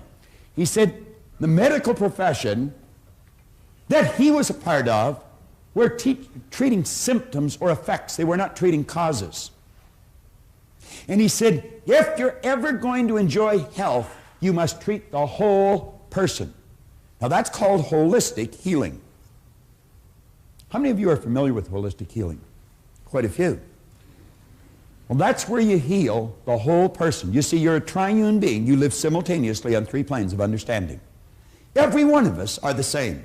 Every one of us. The difference is in our results, but the same here. And that's where it all starts. And that's what we want to understand. When we walk into that office where the broadloom is up to our cheeks and there's a great big oak desk and a battery of secretaries, that person is not that much better than you are. I don't care how big their car is, how much money they've got in the bank. I don't care how pretty they are. They're no better than you, and they're no better than me. See, our problem is we have been living strictly with our sensory factors and never with our higher level of understanding. If a person's skin is a different color, we say they're different. If a person lives on the other side of an imaginary line, we say they're different. If a person speaks a different language, we say they're different. If a person is a different sex, we say they're different. Are they? No. They appear different to our sight. But when we develop a higher understanding, we're going to find out that we're all the same. And when we start to grasp that, then we can start to take action on the results we want. As we see a person getting better results, we can watch and see how they're getting them, and then we can do what they're doing. Napoleon Hill says it pays to know how to buy knowledge. I'm going to tell you the best money you have ever invested is in this seminar. And I'm not saying that because I'm selling it or I'm doing it. And I'm not saying that because John's selling it or John's doing it. I'm not saying that at all. I'm saying that because I've studied thousands of seminars, and what we've done is take the very best out of them all and put them in this. When this was introduced to you early this morning, this was advertised as the most effective personal development seminar in the world today. It is, so far as I know. And I'm going to tell you, I've been to a lot of them. And it is because we give you a picture and then we show you how to change things. Well, Dr. Fleet said if we're going to see health, we're going to have to give a person an image of the other side of their personality. And he said, since no one's ever seen the mind, I'm going to make a picture of the mind. Now he said, let this represent the mind. Then he said, let this represent the thing that we've given all of our attention to now, up till now, the body. And he says it's this thing here that moves into action and causes the results that we get. If we're going to change what we do, or if we're going to change our behavior, we're definitely going to have to change what's going on in here. If we're going to change what's going on in here, we're going to have to understand how it functions. And as he pointed out, there are 2 sections to the mind, joined together, but different in their method of operation. And he referred to this as the conscious mind and this as the subconscious mind. Now, if you look on page 6 of your action planner, you'll see that drawing. The day Leland Bell van der Waal drew that on the opposite side of a placemat in the coffee shop of the Skyline Hotel on Dixon Road in Toronto, Ontario, Canada, I'm going to tell you my life changed. I've put that drawing on the board thousands and thousands of times, and periodically when I do, I hear people snicker. But I'm going to tell you, if they stick around, they don't snicker for long. Because what it does, it starts to trigger all kinds of light in their mind. You've heard, let there be light, let there be a higher consciousness, let there be an awareness. Well, what we've given you here is a picture to start working with. It's not my picture. It's not even Truman Fleet's. It's our picture. The second you've got it in your mind, it's yours. No one can lay claim to something like this, but we can all use it. And we are all the same. I don't care how different you may appear to be to the person beside you, you and the person beside you are exactly the same. Now, it's understanding of how this functions that makes it different. Now, if you'll flip over in your exercise book, your action planner to page 8, and I would suggest that you follow this really closely. You could be sitting in your den or your family room and just watching this and the book stuck away somewhere. That'd be a terrible error. You'd be wasting your time. And you know, time wasted, you never get back. Now, of course, you only have to pay once, you see. If you've wasted the past, you've already paid the price. You don't have to pay twice. There's some consolation to it. But I would suggest you get the book out and follow me here. Now, you'll notice on page 8 and 9 are 6 drawings there. It's actually just 3 different ideas, or it's one idea broken down into 3 different parts. And as you take a look on page 8, the conscious mind, the subconscious mind, and the body, there are some very key parts to that. On the top drawing on page 8, we say this is the part of your mind that thinks or reasons. This is where your free will lies. Viktor Frankl wrote a magnificent book called Man's Search for Meaning. Viktor Frankl was a Jewish psychiatrist who spent the war years in a German concentration camp. And you know, I don't suppose anyone has ever been subjected to more abuse, intellectually and physically, than someone in one of those camps. I certainly couldn't even imagine it, even although he wrote it very well. But he pointed out, he said, regardless of how they chained us and abused us, they could never take control of our mind unless we chose to let them. He did not choose to let them. Viktor Frankl was a courageous man. He's lived to talk about it. He's lived to teach about it. And I'm going to tell you, he's a wise person. That's where your free will lies. You don't have to follow anybody else. We say the conscious mind can accept or reject any idea. Now, there is no person or circumstance that can cause you to think thoughts or ideas you do not choose.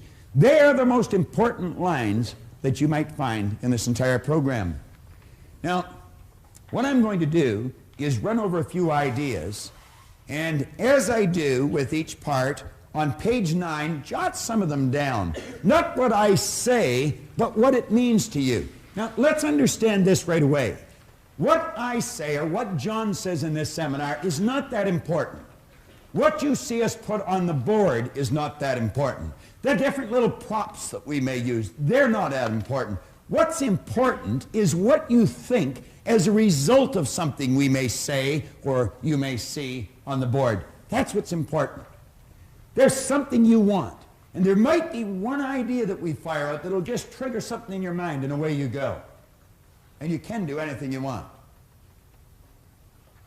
I was talking to Raymond Aaron here early this morning. He's got a millionaires club, and there's many of you in the audience, and I want to congratulate you. I think it's a great idea. He's teaching people how to become millionaires. I watch a lot of people laugh when they say, what? He's already made 100 people have developed a net worth of at least $1 million just through one person's teaching. It's incredible, isn't it? It really is. That's not a crazy idea at all. You want to be a millionaire? You can be a millionaire. Do you want to start your own business? You can start your own business. You can do anything you want. But clearly understand this. If you don't know how this works, you haven't got a snowball's chance in that hot place of doing it. We're just about to the end of this first tape. There's been some very important material covered. It's vitally important that you go back and you read through this book. Possibly even watch the entire tape again before going on to the next tape. Read from page 5 to page 8. Cover your own notes and pay particular attention to page 8 before you go to the second tape.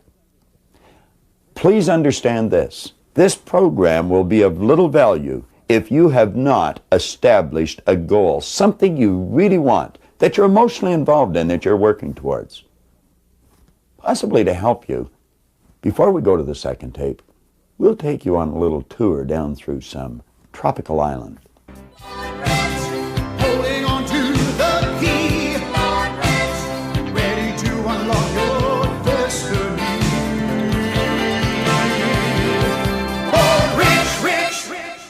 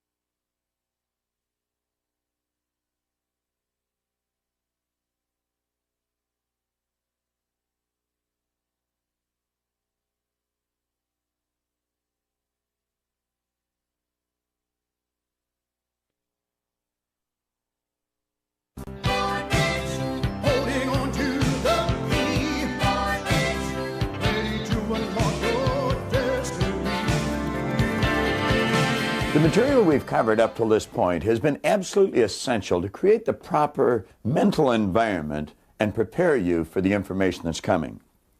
I concluded the last message by suggesting you reread page 8, as it was vitally important.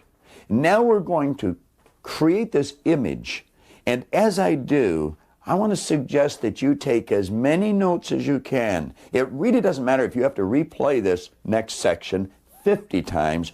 Make sure that you get the key points written out on page 9 in your action planner. It's vitally important that you do this. The success of the entire program, which is your future, may be dependent upon it.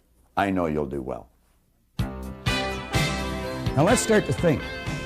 Here we're talking about this power.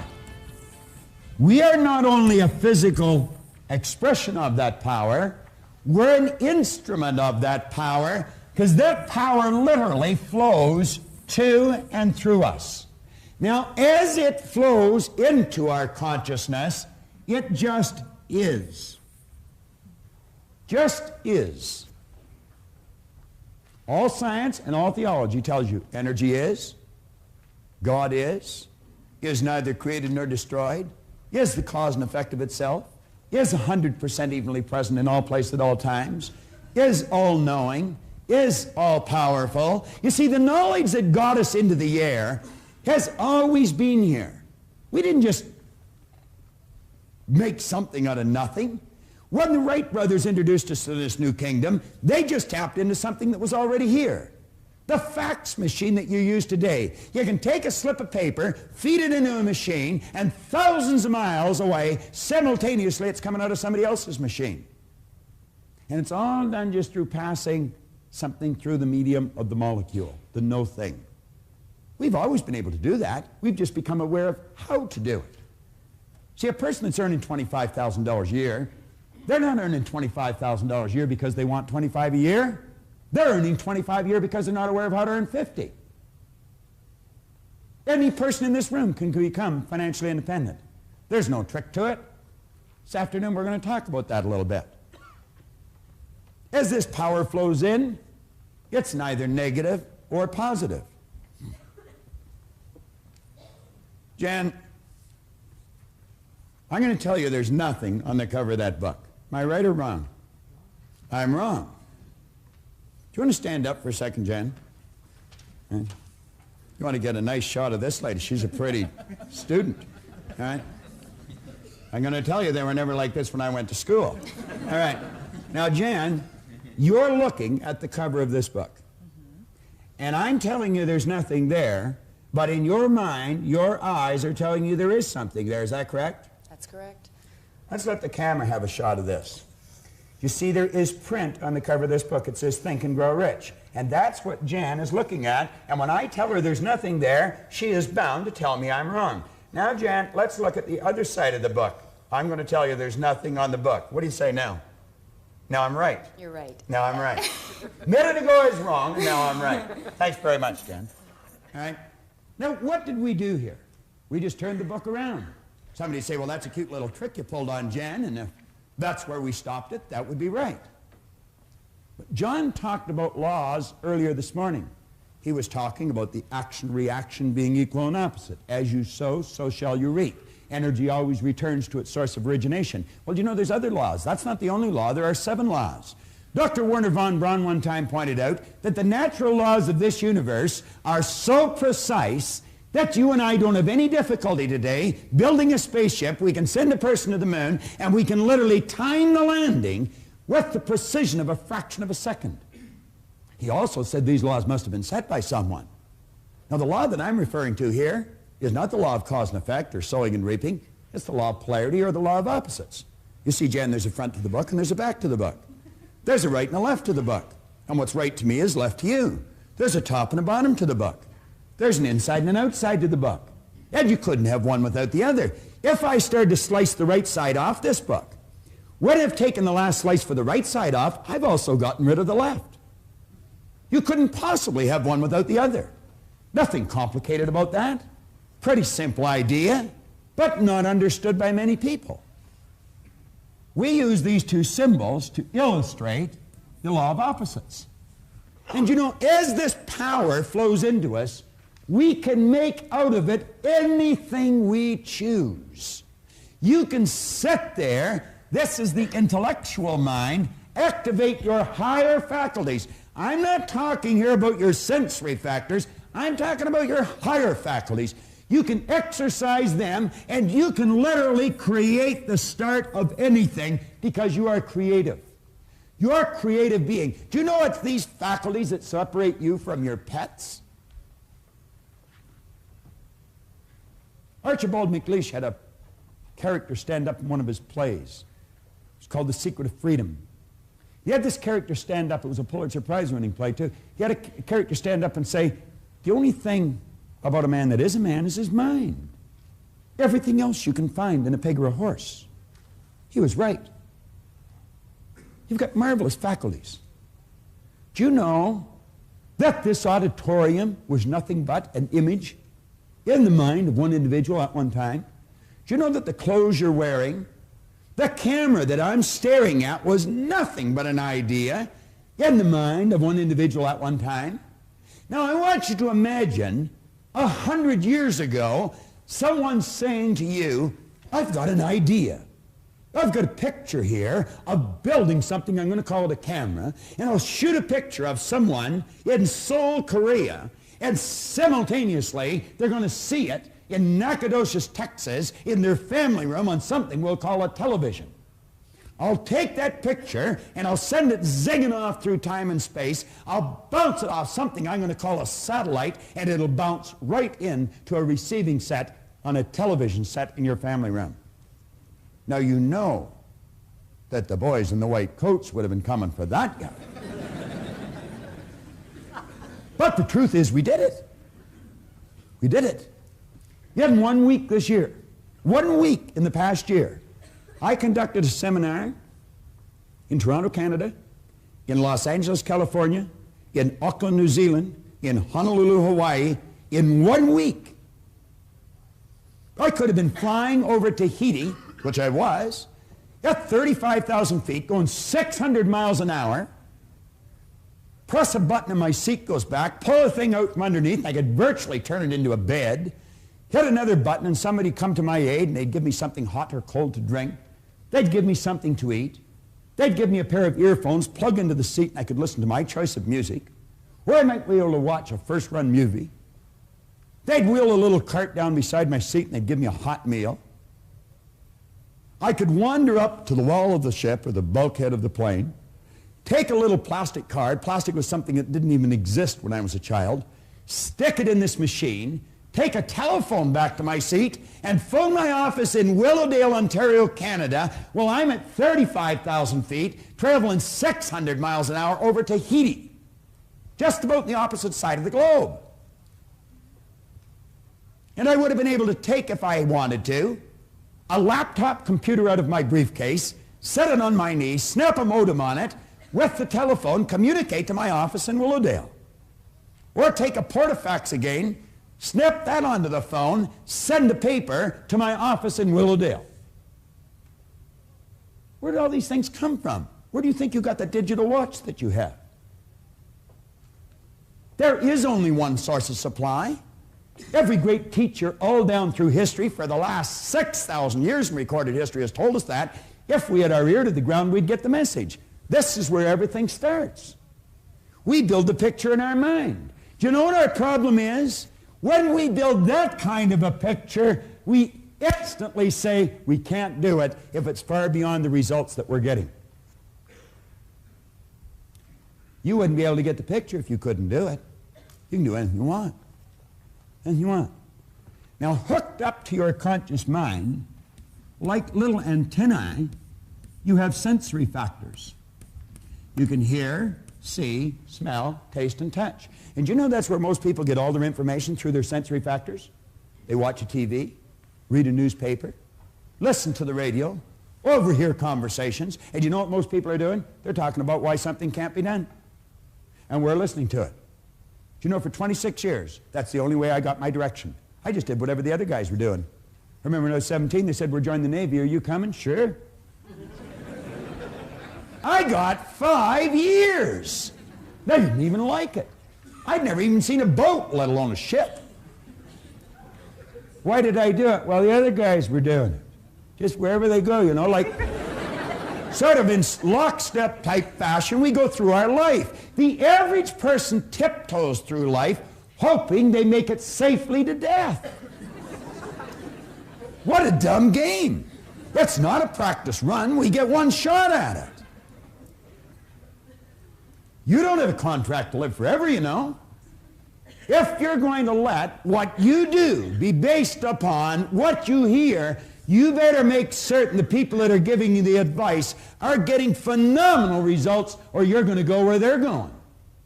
And I can be an authority on this. I am an authority on it. I spent 27 years doing it every waking hour. I know where they're going to lead you. Around in a circle, because that's where they're going. When an idea comes into your mind, you want to ask yourself this question. Don't ask whether it's wrong or whether it's right. See, Jan was right. There was something on the book. So was I right. There was nothing on the book. That's not the question. Do you know what the question is? Will that idea take me from where I am and move me in the direction of the star that I'm shooting at? Will it help me reach my goal? If it won't, I guarantee you it's going to take you in the other direction, because you're not going to stay where you are. That is certain. That comfort zone is a dangerous place to be. It's like Rigg said, it may be comfortable, but it's a bad spot. You have the ability, when someone gives you a suggestion that takes you in a direction other than where you want to go, you have the ability to consciously and mentally just reject that idea. And then you can go ahead and originate whatever idea you want. Now, as long as an idea is in your conscious mind, it'll have absolutely no effect on your physical body or what you're doing. No effect at all. It's when you take that idea and you turn it over to this part of our mind we refer to as the subconscious. It could be called universal intelligence. It's called by many different names. Superconscious. There's about 150 some names you can put on here. The early Greeks referred to this part of our personality as the heart. You see, they pointed out that as you think in your heart, so are you. Do you know that side of your personality has no ability to reject an idea? Absolutely none. Whatever idea comes in and goes in here instantly is manifest in that physical body of yours. Now, you get ideas from outside, we instantly let them come in here and we act on them. I want you to take your hand and hold it up like that for a moment. Take your hand and hold it up like that. Now, put it here in your chin for a second. Will you do that? Where's your chin?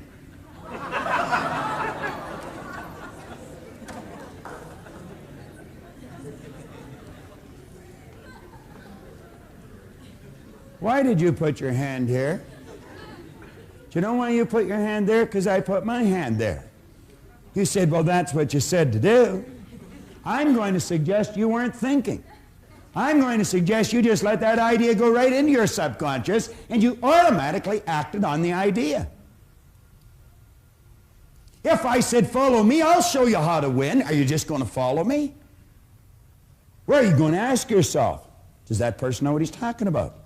Does she know where she's going? Why would you go for someone for financial advice that's flat broke? That doesn't make any sense, does it? Why would you go to a sick doctor to find out how to get healthy? Do you want to know why we do it? We're in the habit of doing it. And do you know what a habit is? A habit is something you do without giving it any conscious thought. And you know that most people live by habit. They don't think. Bell Vanderwall used to point out if most people said what they were thinking, they'd probably be speechless. The late and great Dr. McFarland from down in Kentucky said 2% of the people think, 3% of the people think they think, and he said 95% of the people would rather die than think. I was reading an article that was written on George Bernard Shaw. And the author was reporting that Shaw one time said the average person thinks 2 or 3 times a year. He said, I've gained an international reputation with myself thinking 2 or 3 times a week. I was driving over here this morning with Linda, my wife. We had a real interesting occasion this morning at the house. Colleen, my daughter, got up to have a shower and turned on the tap and took it right off in her hand. The water goes right across the rim. And of course, being the mechanically inclined person I am, I didn't even know how to shut it off. So we had a fountain going sideways in the bathroom. The only way Linda knew how to turn it off was shut all the water off in the house. This happened at 5:45 this morning. Needless to say, that was a nice way to start to wash your hair and have a shower and brush your teeth. So I thought, what'll I do? I could see this hole and I didn't know what to do, so I went and got a broom handle and shoved it in the hole. That's exactly what I did. But that didn't work. Well, now, if you wanted to see a comedy, you should have been in our house this morning. Here's Linda holding the tap on while Colleen's having a shower and having a terrible time trying to adjust the hot and cold. Then Colleen scurried away with her towels around her, and in I go. And I got the water pouring on me, my hair full of soap, and it went ice cold. Linda said, hurry up, it's freezing. Then she said, it's burning me. Well, we finally got the soap off, and we got through the operation. And I understand there's a plumber over there doing what I'm not aware of how to do. And I have no intentions of learning either, I might tell you. But you know what she was saying on the way over? She said, well, we sure got creative early, didn't we? Then she said something interesting. She said, you know, there would be some people, that's the only time they ever originate a creative thought in their life, when they meet some kind of a catastrophe like that. And you know, that's true. That is the truth. That's the only time, when their back is right against the wall, that they'll think of something different. What's a different way to do what you do? What's a better way to do what you do? What's a different way to strengthen your relationships? What's a better way to improve your income? Do you know if you're still running your company the way you were running it 5 years ago, you're going out of business? That's true. You've got to do it different. And by that I mean you've got to do it better. You've got to become more effective. You see, we live in a fast-changing world. This isn't the 50s any longer. You've got to run to keep up today. And if you're not prepared to do it better, get out of the game, because you're really going to get hurt. But any one of us can. And I don't care what's happened in the past. You might have been losing right up to this moment, but there's no point from this moment on doing it.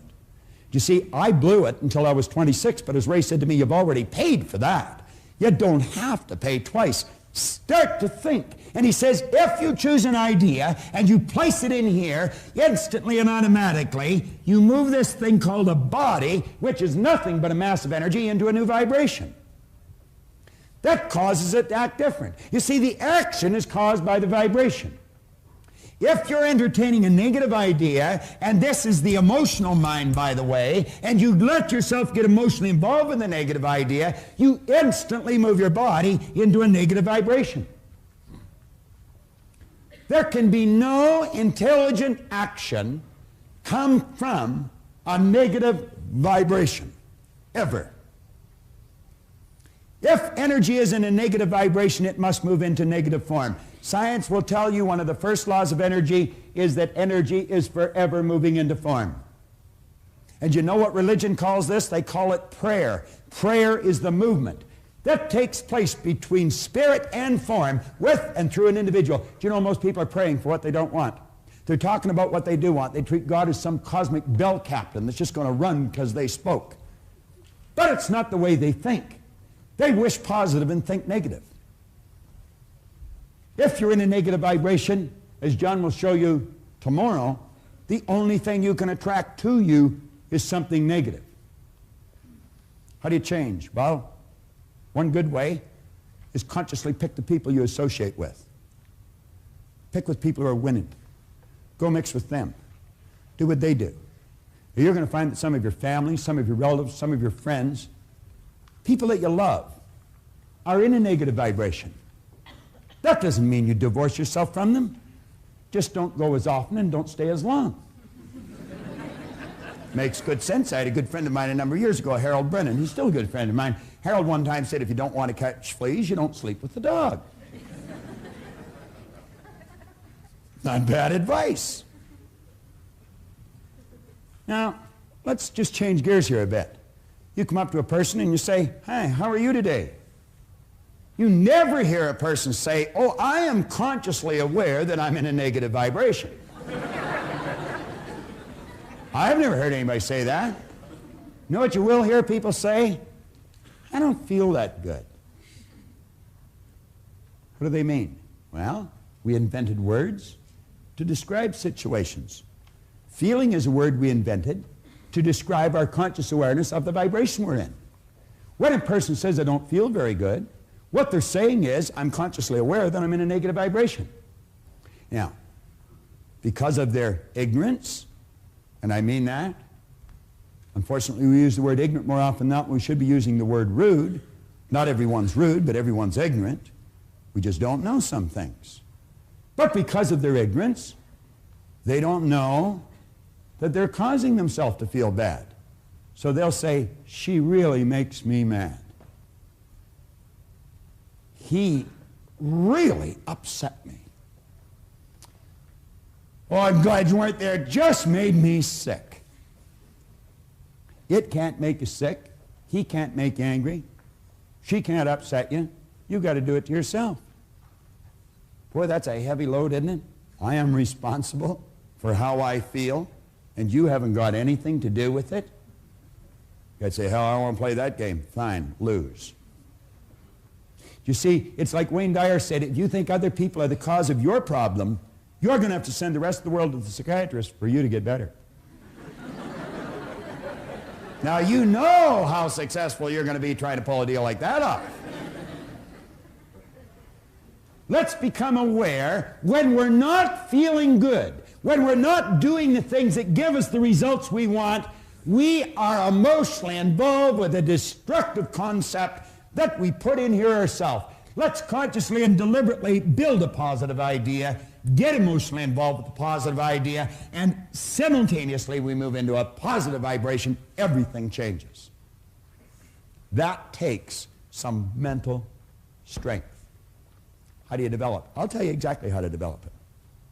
Sit and watch the tape that you're watching every day for a month. Every day for a month. You say, "Well, I don't have to watch it every day for a month." No, you don't.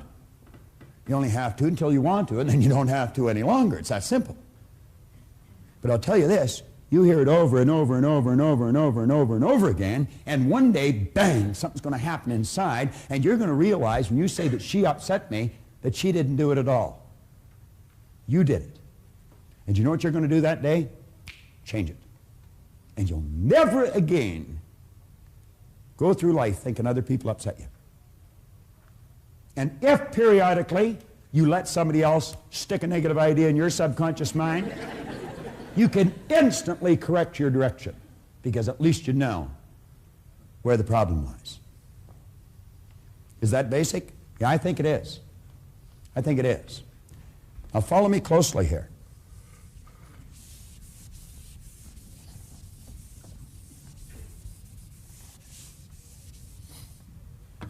The ideas that you impress upon your subconscious mind over and over and over and over and over again ultimately become fixed in there. You see, what you're doing when you build these ideas that we're discussing now, what you're doing is building brain cells. Every time you think about that idea, you're giving those brain cells more strength. And in a relatively short period of time, Dr. Maxwell Maltz, the great author of the phenomenal bestseller, Psycho-Cybernetics, he pointed out that in approximately 21 days of doing this with an idea, that idea will become fixed in your mind. Then it's more commonly referred to as a habit.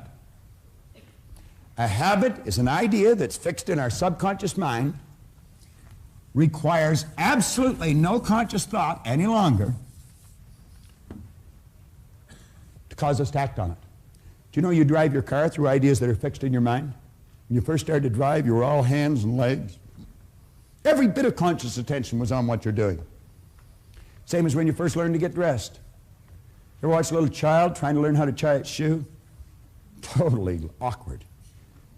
Now we get dressed without giving it any thought. We may think of what we're going to wear, but not how we're going to get it on. You very rarely see an adult trying to pull their pants on over their head, but it's not uncommon to watch a little child try and do that. You never see an adult trying to put their foot in the sleeve of their shirt, but it's not uncommon to see a little child trying to do that. But when the little child gets the ideas fixed in their mind, they never try and do that again, and they just automatically get dressed. If you would consciously observe some of the things you do in any given day, just consciously stop and watch your own behavior. Listen to your thoughts. You're going to find that many of the things you do are done through habit. See, when I was a little boy, my teachers used to say, "Bob, why are you doing that?" And I'd say, "I don't know." This is the intellectual mind. You can store a lot of information there. But this is the conditioned mind. You see, thousands and thousands of habits form something called conditioning. And I was automatically doing things I didn't want to do. I was doing something wrong. It was giving me results I didn't want. And they'd say, "Why are you doing that?" And I say, "I don't know." They say, "What do you mean you don't know?" "You know." I say, "I know." "Well, why are you doing it?" "I don't know." I remember I joined the Navy. My commanding officer would say, "Proctor, why are you doing that?"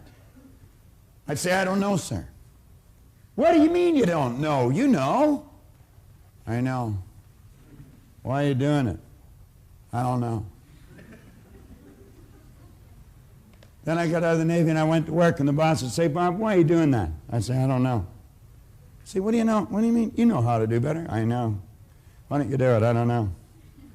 Then I get married. My wife say, "Why are you doing that?" I say, "Never mind."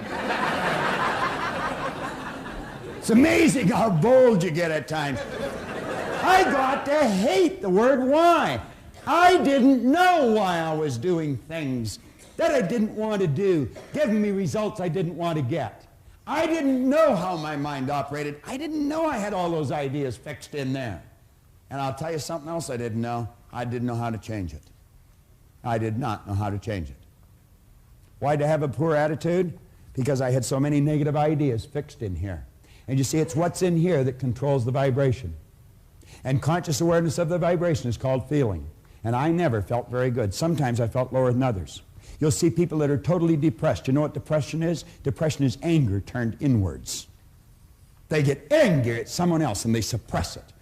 They pack it into their subconscious until it all becomes fixed. And they stay in a terrible vibration. Why do you think people get ill? Do you think dis-ease is a normal vibration for a body to be in? Not at all. Ignorance is the cause of dis-ease. We're told to know the truth would set us free. There's only one thing to be set free from, my friend, and that's ignorance. Now, I want you to stop and think of just how you behave. I want you to stop and think of some of the things that you could do that would improve the quality of your life just like that. Every one of us know how to do things better than we're doing. Our problem has been we don't know why we're not doing them.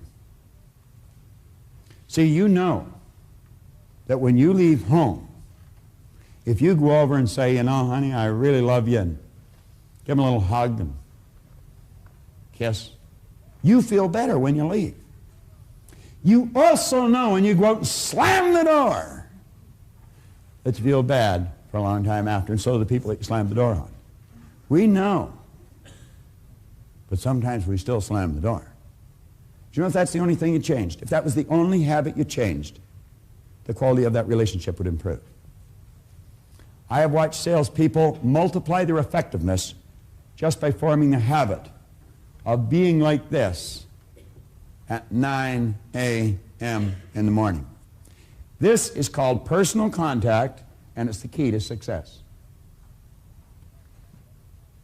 Some people are not in front of a prospect until noon.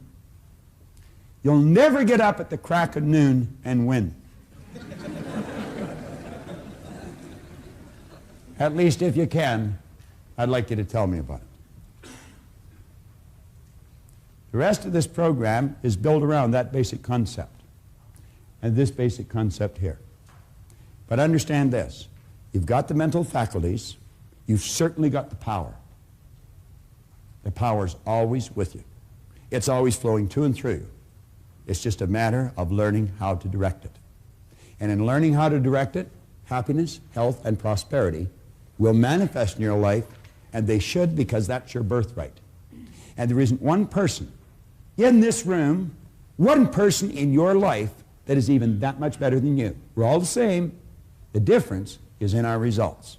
Change your results by changing our mind. It's so basic and so simple. I want to suggest that you consciously make a decision to change one habit in your life.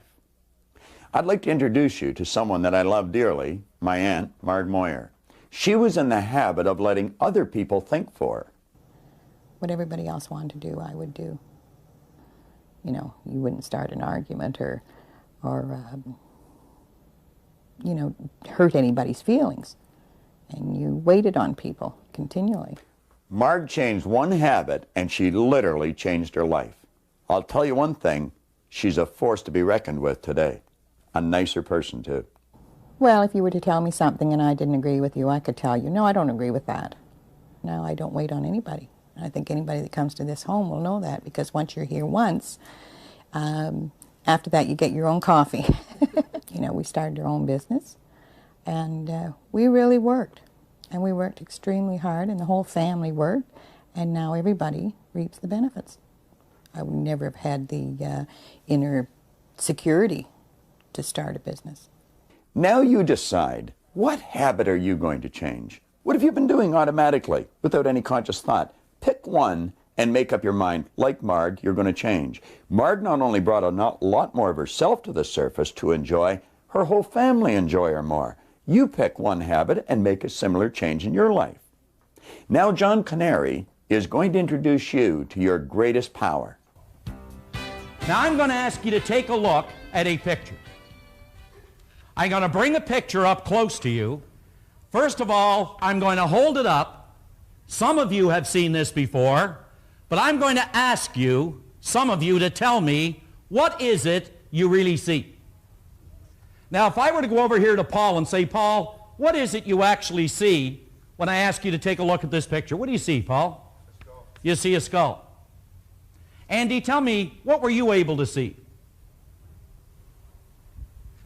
A skull. You were able to see a skull. Now, if I take a closer walk over here to someone here, what is your name, sir? Jim. Jim, what did you see? I saw a skull. You saw a skull. Jim, can you just walk up here for a moment? I just want to get you on camera here and get you to take a closer look at this. And just take a look and tell me, yes or no, is that a skull? No, it's not a skull. It's not a skull. As a matter of fact, Jim, is it a beautiful picture if you take a closer look? It's kind of a nice picture. Yeah, it's kind of a nice picture. Thanks a lot, Jim. I appreciate that. Now, you see, the closer that I get to you with this picture, you're going to start to see something completely different than what you thought you were looking at. You see, you instantly said, that's a skull. You remember this morning Robert talked about cells of recognition. And you were able to see this with your eyes. Your eyes picked it up and sent a transmission of energy to cells in your brain. Cells in your brain. Those cells were triggered or moved into a speed of vibration, a high amplitude of vibration, and flashed a picture on the screen of your mind.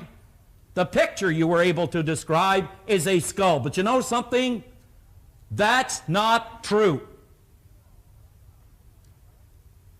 You know what I've got here, isn't that correct? Correct. Do you know what I've got here, Tammy? You see, some of us in here have exactly the same picture of what's in this skull. What it is a beautiful lady looking in a mirror. Now, there is no way, unless you get a close look at this, can you see a beautiful lady looking in a mirror. There is just no way that you can actually see it unless you get close. I want you to think about something, and it's extremely important.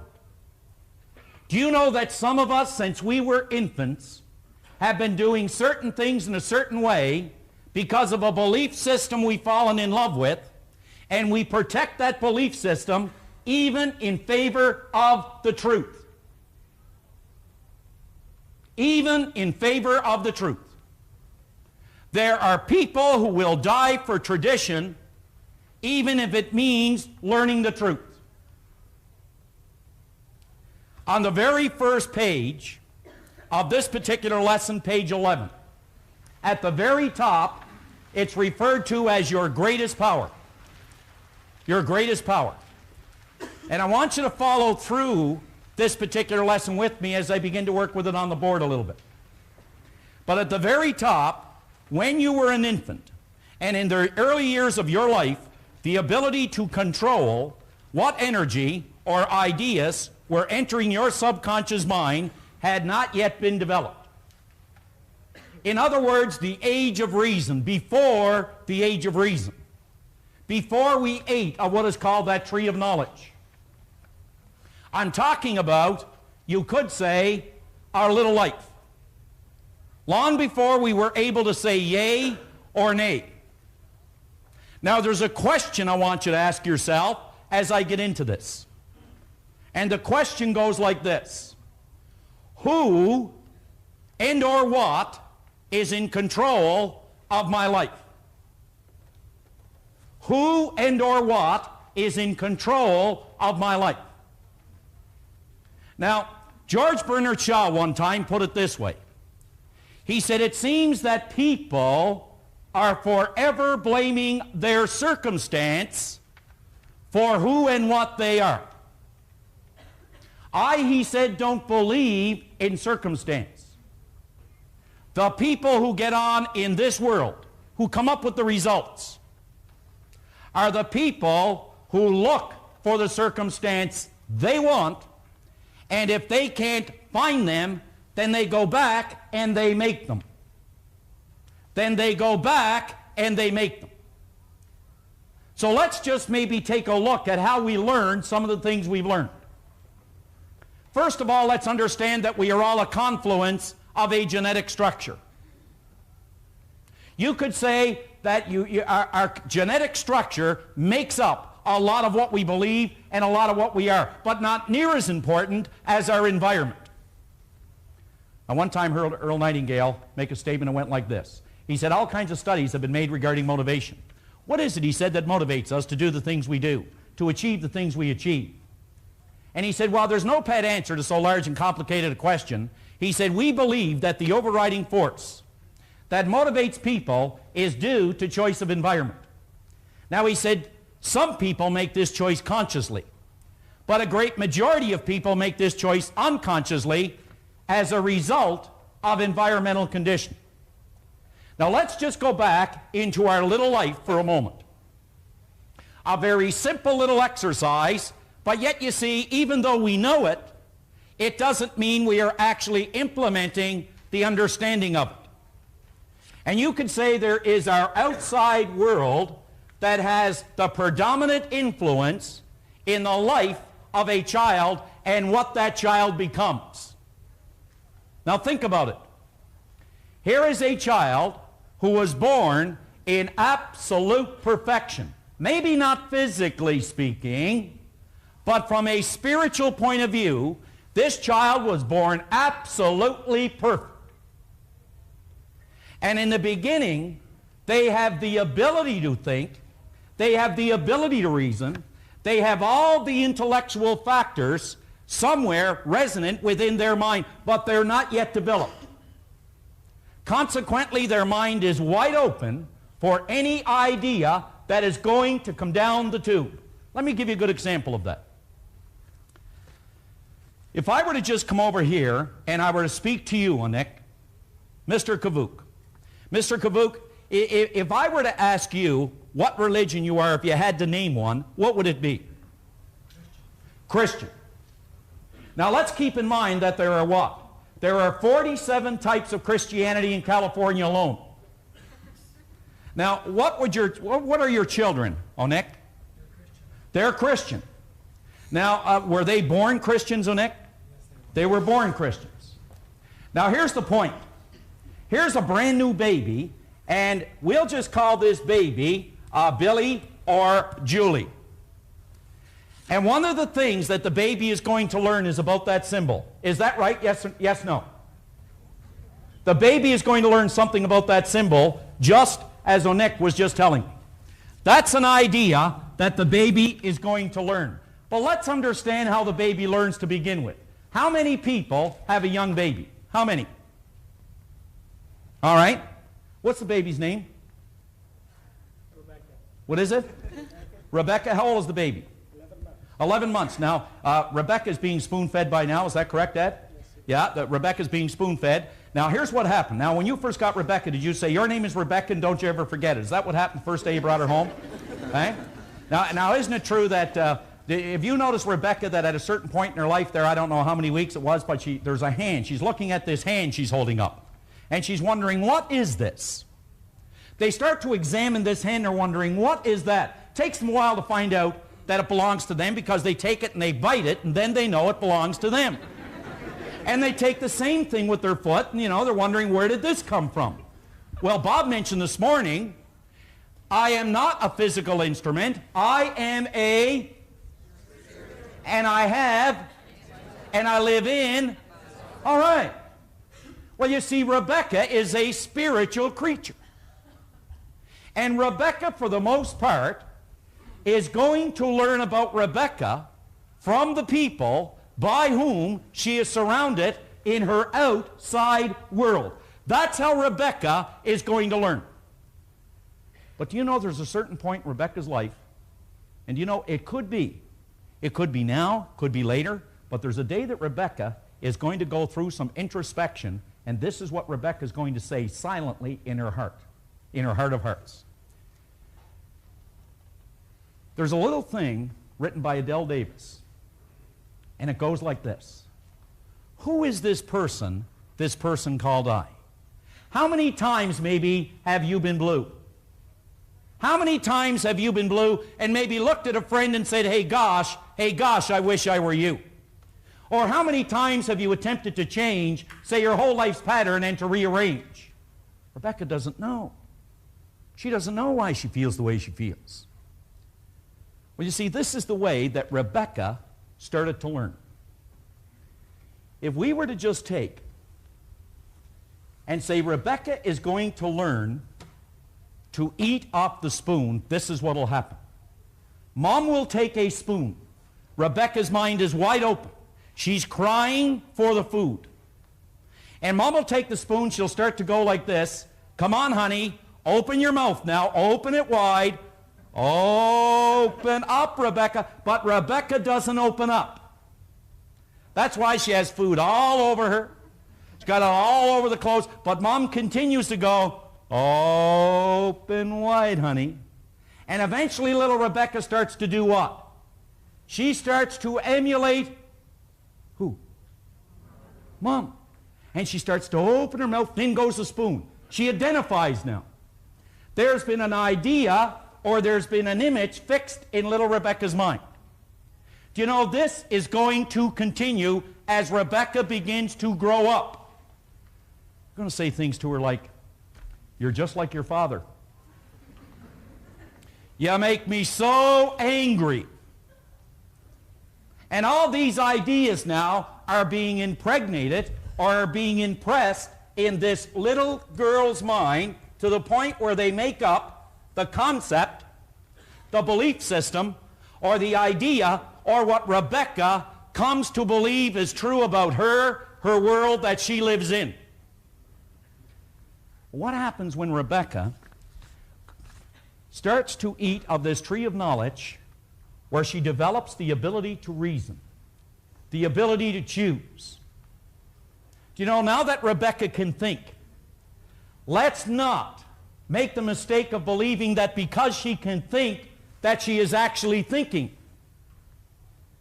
As Dr. Ken McFarland said, Bob was referring to, 2% of the people think, 3% of the people think they think, 95% of the people rather die than think.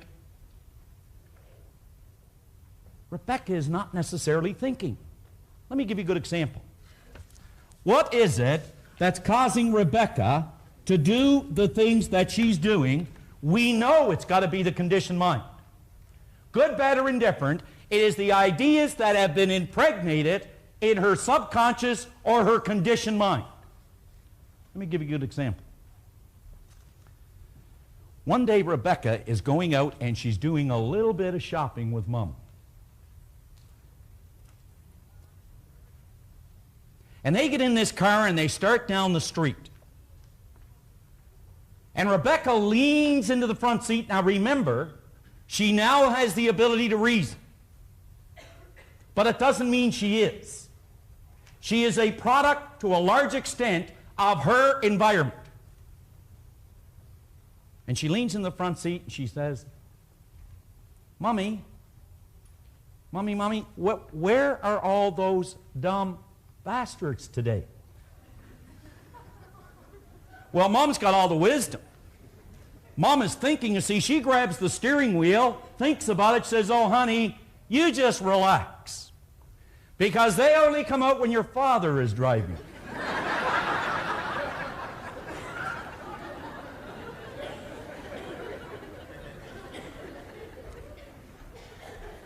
Was that little girl doing something wrong? Did she say anything wrong? Not in her mind. But you see, the day that Mom begins to explain it to her will give her cause to think or give her cause to reason. It is then and only then that she can change the information that has been handed over to the conditioned mind. That has been handed over to the conditioned mind. Now go back to your workbook because we've got to cover these couple of pages. Go back to your workbook right now. Go down a little further where James Allen made a great quote. He said, as a man thinketh in his heart, so is he. Was he talking about the physical pump here? No, he was talking about the heart of hearts. He said, as a man thinketh in his heart. Now, he didn't say as a man and not a woman. He didn't say a man and a woman, not a child. He didn't say a person who works at Ford but not one at General Motors. He didn't say a black person but not a white person. He said the heart of hearts because the heart of hearts, you see, has no complexion. The heart of hearts doesn't care where you live. The heart of hearts doesn't care who you know. It doesn't care what you have. The heart of hearts states that any idea you turn over to me, like to Rebecca, if Rebecca was taught an idea that was not good for Rebecca, Rebecca will act out that idea, good, bad, or indifferent, because the idea states that as a person thinketh in their heart, so they will be in their action, in their results, in their life. So you see, maybe in the beginning, someone was in control of Rebecca's life. But it reaches a point where no one is in control of Rebecca's life anymore. And this is what I want to see if we can get through here before too long. Now, help me on this page. It says you're no longer an infant. You do have control over what enters your subconscious mind. Whether you're exercising that control or not exercising it is another subject. You know, a mother got up one morning, she yelled up the stairs, she said, son, get ready, we're going, you got to get going to school. He yelled down, I'm not going. You have to. Give me 2 good reasons why I should. Well, she said, the first one is you're 40 and the second one is you're the principal. So we're no longer an infant. Go along here with me again if you will. You can control what enters your subconscious mind, and furthermore, you definitely have the God-given ability to change the old conditioning. You know, I don't think there is anything greater that you can learn about you than that statement. You see, your present conditioning is your personal life, what you have, what you believe you are. It is your family life, and it is your business life. It is your income. It is everything about you. That is a reflection of your own conditioning. I remember one time I put on a particular tape by a guy named Earl Nightingale. And Nightingale said this. It was probably one of the better things I've ever heard. Nightingale said that your world and everything in it is a reflection of your own mental attitude toward yourself. This world that you live in, that you see, and everything you believe it to be, it is a reflection of your own mental attitude towards yourself. So here we have what is called the old conditioning. That's what we are today, regardless of where that might be. And here we are with a new idea. In other words, we are living with a belief system, as you see over there, and what we are attempting to do sometimes is to develop a new, constructive, or a bigger idea. Had someone mentioned to me today, well, I don't know how to do it. You know what? There isn't a soul alive that knows how to reach a goal until they reach it. There isn't one living soul alive that knows how to reach a goal until they reach it. And even a person who has can't tell a person who hasn't until they reach it. Only then will they know. But you know, there's some good news. Albert Einstein had something burned into the corner of his desk that he said was responsible for every great invention he ever brought about. And this is what he had burned into his desk. That all creation waits. Now think now. All creation, he said, all creation waits with eager longing for the revealing through the sons of man. That's you, and it's me, and it's those around you. In other words, the way to do anything you want to do, it's already here, but you've got to use something to work with it. You've got to use your ability to reason, your ability to choose, your ability to think. You've got to use it. And we're going to cover those two areas because you see you can reason two ways, and that's what we're going to touch on here. Now, go through with me then the last paragraph in this page. You can control what enters your subconscious mind, and furthermore, you definitely have the God-given ability to change the old conditioning. And by doing this, you can transform your life. Now that's what a behavioral scientist would say. Let's go over to the other side, to the philosopher, the theologian. What would they say? Let's go back to a guy by the name of Paul. He was a pretty bright guy. He used to walk along the shores of Galilee there, and he was picking up and learning as well. And he said something like this. He said that if you want to be transformed, he said, be not of this world. Now, he didn't mean to leave it. What he was pointing out is what you must do is be not of this world of conditions and circumstance. Be not of what already is.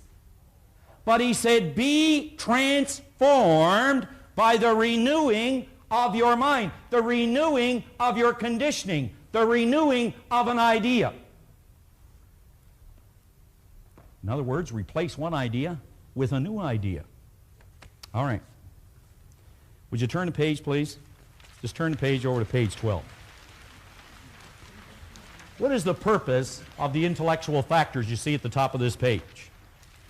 It says your conscious mind has been endowed with intellectual factors. We know that. This little girl has been endowed with intellectual factors. But in the beginning, they were not able to guard or to protect her against all the information she was getting. You know that Rebecca, you wouldn't do a thing on earth to harm Rebecca. Isn't that true, Dad? There isn't anything you'd ever do to harm Rebecca. But you know, Dad doesn't know everything there is to know about living. And Rebecca's going to be exposed to so many things.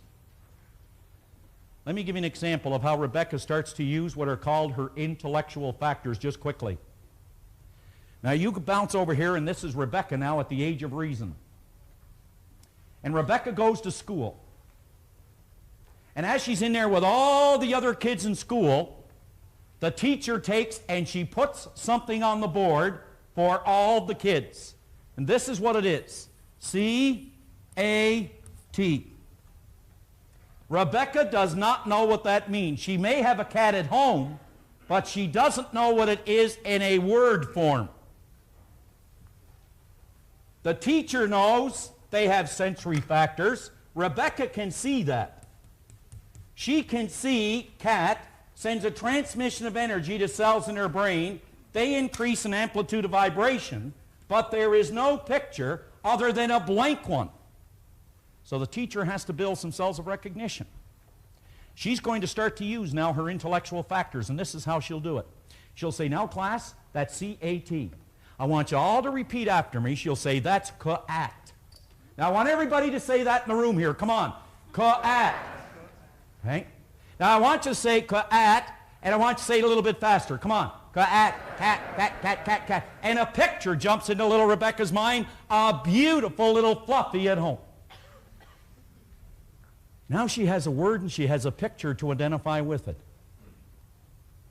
But you know, on her way home, she's all excited to go home and tell Dad everything that she's learned. She goes dashing through this construction site. And as she goes dashing through, takes shortcut, this guy yells out, hey, Charlie, bring that big cat over here. On go the brakes. What is she looking for? She's looking for little Fluffy, but what does she see? A big, giant earth-moving machine. Now she has two pictures for one word. Two pictures, one word. She gets home, she says, Mommy, Daddy, teacher told me all about Fluffy, C-A-T, and I'm going home here, and the man yelled. And I see this, oh no, honey, that was a caterpillar. Now she's got three pictures for one word. But you see, they explain it to her, and something goes away, and it's called confusion. Now I want you to think about this. At some point in your life, in your little life, you were taught things about money, about love. You were taught things about God. You were taught things about work.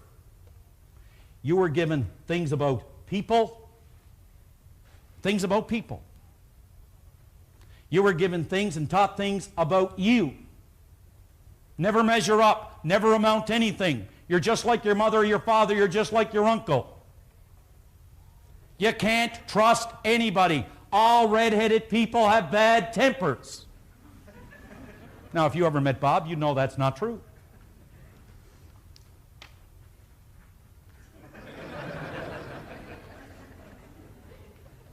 So you see, we have all been taught these things as we started to grow in our life. And now we get to a point in our life where we start thinking about, what is it I want to do? I was talking to Paul a little earlier now. He goes to university here. Why is Paul going to university? Has Paul really decided on something Paul wants to accomplish? Because you see, now we're at a point where we start to think about what we want to do, but sometimes our conditioning gets in the way. Now this is very important. I mentioned we can reason two ways. What are they? We can reason inductively, and we can reason deductively, and I want you all to say it with me. We can reason, and we can reason. You know, one of the reasons that we do not continue to think and try to look for new and better ways to do what we want to do, to be what we want to be, and to get to where we want to go? Because we don't do it long enough. I said something this morning that if you put a little bit in, you get a... But if you put a whole lot in, you get a... Now this is important on what I'm going to do here. Very important. when we start to use the idea that I'm just going to share with you here and just get through this workbook, I want you to think about this. There is a season to sow. There is a season to reap. But we don't do both in the same season. Now, at the count of 3, I'm going to ask you all to do it with me, that there's a season to sow, there's a season to reap, but you don't do both in the same season. Are you ready? Now, I want you all to do it with me. Come on. 1, 2, 3. There's a season, there's a season, but you don't do both in the same season. Sowing and reaping. There's something in the seminar that is very, very dear to me, and I know in every seminar that I make a strong point, and I emphasize this point. Of course, I emphasize it because of what it's meant to me. But I always mention that there's a season to sow, there's a season to reap, but we don't do both in the same season. I want to say that to people, you know, they seem to walk away at least with an intellectual understanding that, yeah, that's true. But somehow I don't feel that they actually take and they do it long enough. They don't sow long enough. The farmer understands it. They go out and they sow the seeds. After a period of time, they know that that's the one season, and then in the next season they go out and they reap it. And then, of course, by putting both of those together and doing them to the best of their ability, in other words, do the best you can to sow it, nourish it, preserve it, take care of it, look after it, you know that in the next season you're going to get a great crop. For me, the sowing was the 5 years that I spent at the seminars. There was no money. I had to pay my own way. And I understood that, of course. So I spent 5 years sowing it. And believe me, there was many, many times that I was checking to see whether or not there was anything growing. And you have a tendency to lose faith a lot. But I know now that when I speak to an individual about that, I can say it with conviction, I can say it with commitment. Because you see, I spent the season sowing. I, of course, have, as far as the season of reaping, it's been more reaping than there has been sowing. It just seems that it comes back tenfold. I remember an expression I've heard time and time again, where the laborers are very few, but the harvest is great. And I believe, again, that's a result of a person's ignorance, that they believe because they do something today, they should benefit tomorrow. We don't know when the season of reaping is, but we do know when the season of sowing is. And that's every living, breathing moment that we have an opportunity to provide a service or put the best into what we're doing. We know then that the result is guaranteed. That's what the law of compensation is based on. You take care of the sowing, something far greater. The universe will respond in like kind in perhaps another season. I don't know when that season might be, but I do know that it must respond in like kind, and you will reap what you sow. So that's been very important to me. We can reason, I said, two ways. We can reason inductively and we can reason deductively. Do you know the moment that you begin to entertain a new idea, if your conditioning is evaluating that idea, you may reject that idea only because of your old conditioning. But chances are even good that a person who has experienced a lot of good results in their life, when they're presented with a constructive idea, their conditioning will evaluate that idea as a good, constructive idea to move on to another dimension in their life. Think about it this way. Inductively, we have the ability to gather what is called facts. I'm going to give you a good example. There was a man one time who took a $5 bar of iron.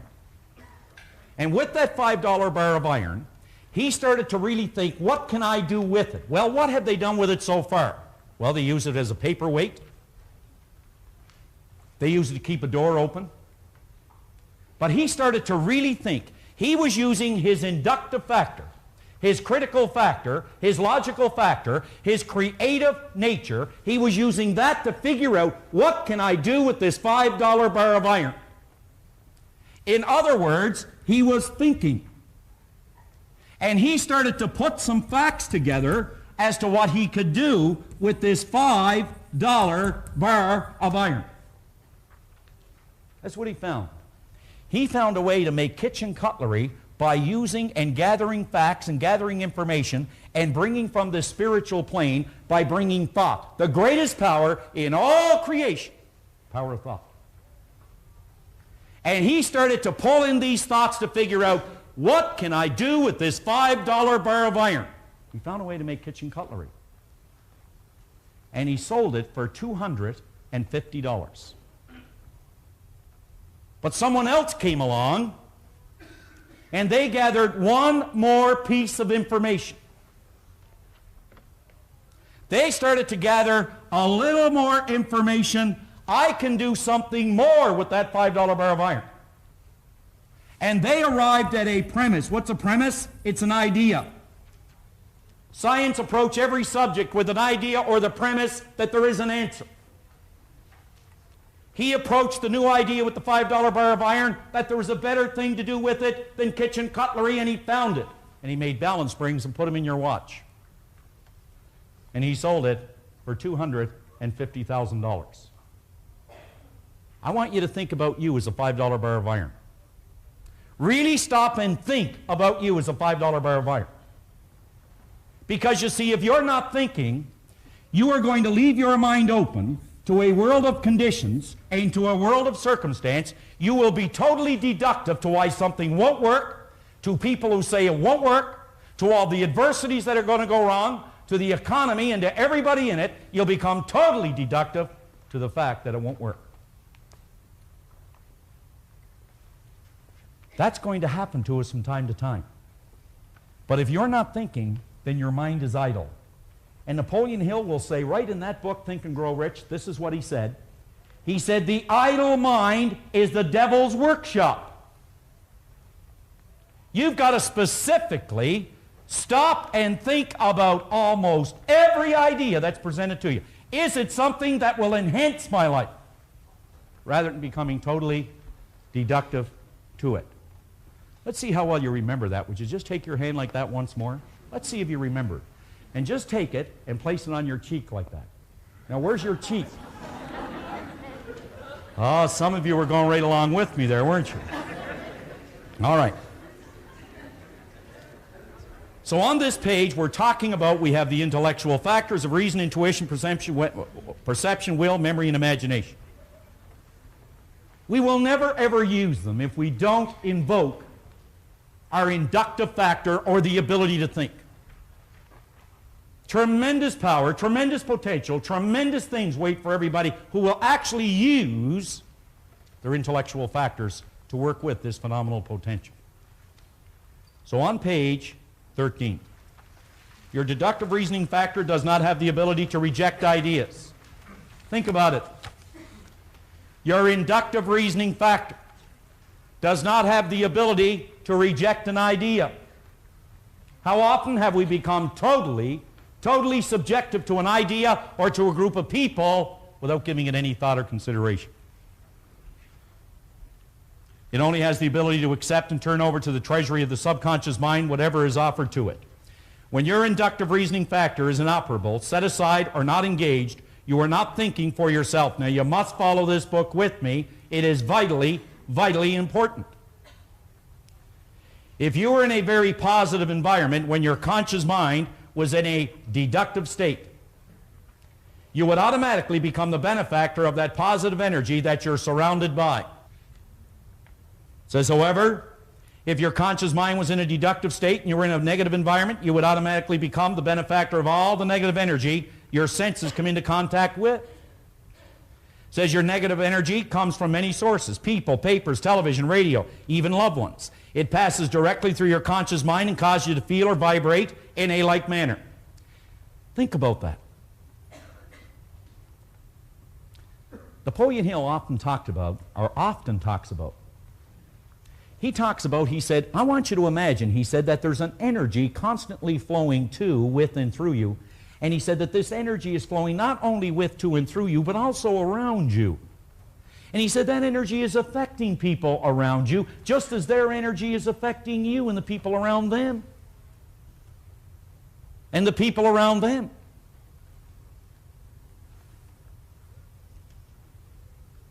A person who is continually in a negative environment and whose consciousness is deductive will very quickly become a product of that environment. What is meant by if their consciousness is deductive? In other words, if your belief system lends itself to persisting no more than a day, and you are around people whose consciousness will not persist any more than a day, the chances of you ever changing that persistence and staying in that environment are not very good. Are not very good. Let's go to the next page.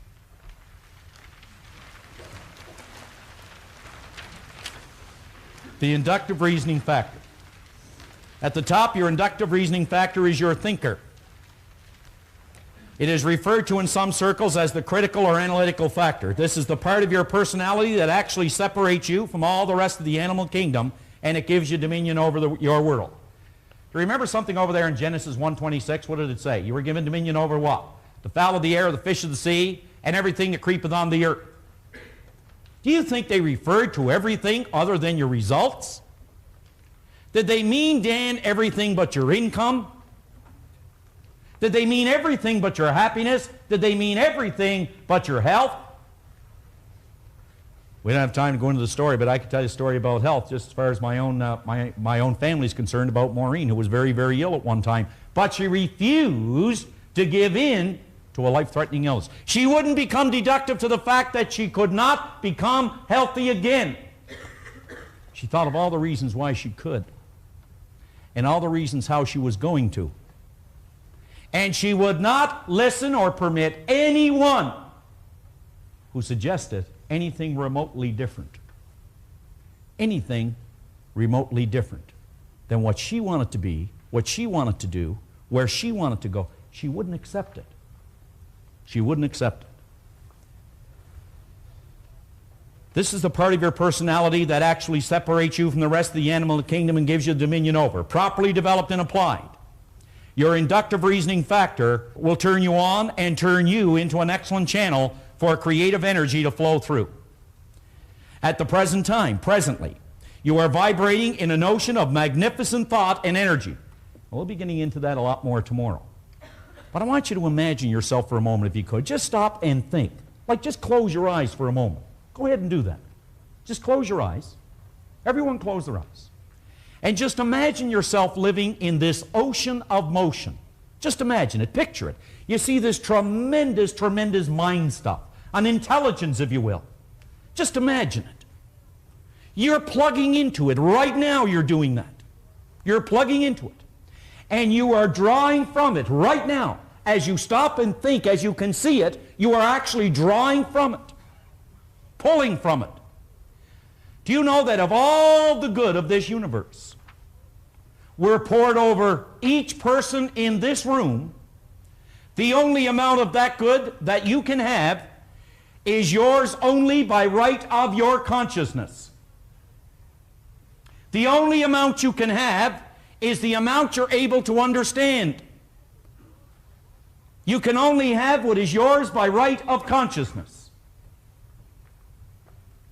Let's continue in the book.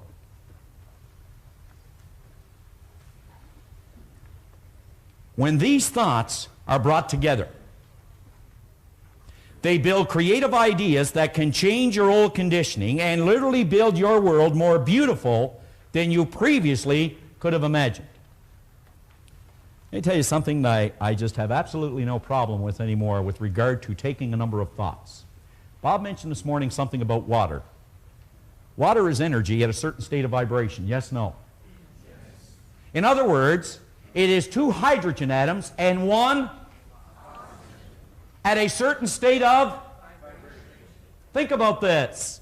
Success is energy, a certain group of thoughts that form an idea at a certain state of vibration. Success is nothing more but energy in its most organized state of vibration. Failure, therefore, would be energy, a certain group of thoughts vibrating against natural law, known as confusion. It is energy in its most confused state of vibration. Is that difficult? I don't think so. What is health? It is an orderly state of vibration. But to achieve it, we must invoke and use our inductive factor, what we're talking about here. So when these thoughts are brought together, they build creative ideas that can change your old conditioning and literally build your world more beautiful than you previously could have imagined. You must, however, properly plant these creative ideas in the treasury of your subconscious mind, the part of your mind that transforms every impression that enters in it into physical form. The Word was turned into flesh. Think about that. What is the Word? It is the formulation of your thoughts into an idea. That's when it becomes the Word transformed into a reality or in the form of a result. I'm asking you to examine that idea. Just examine it. In big black print in your book, I want you to really look at it.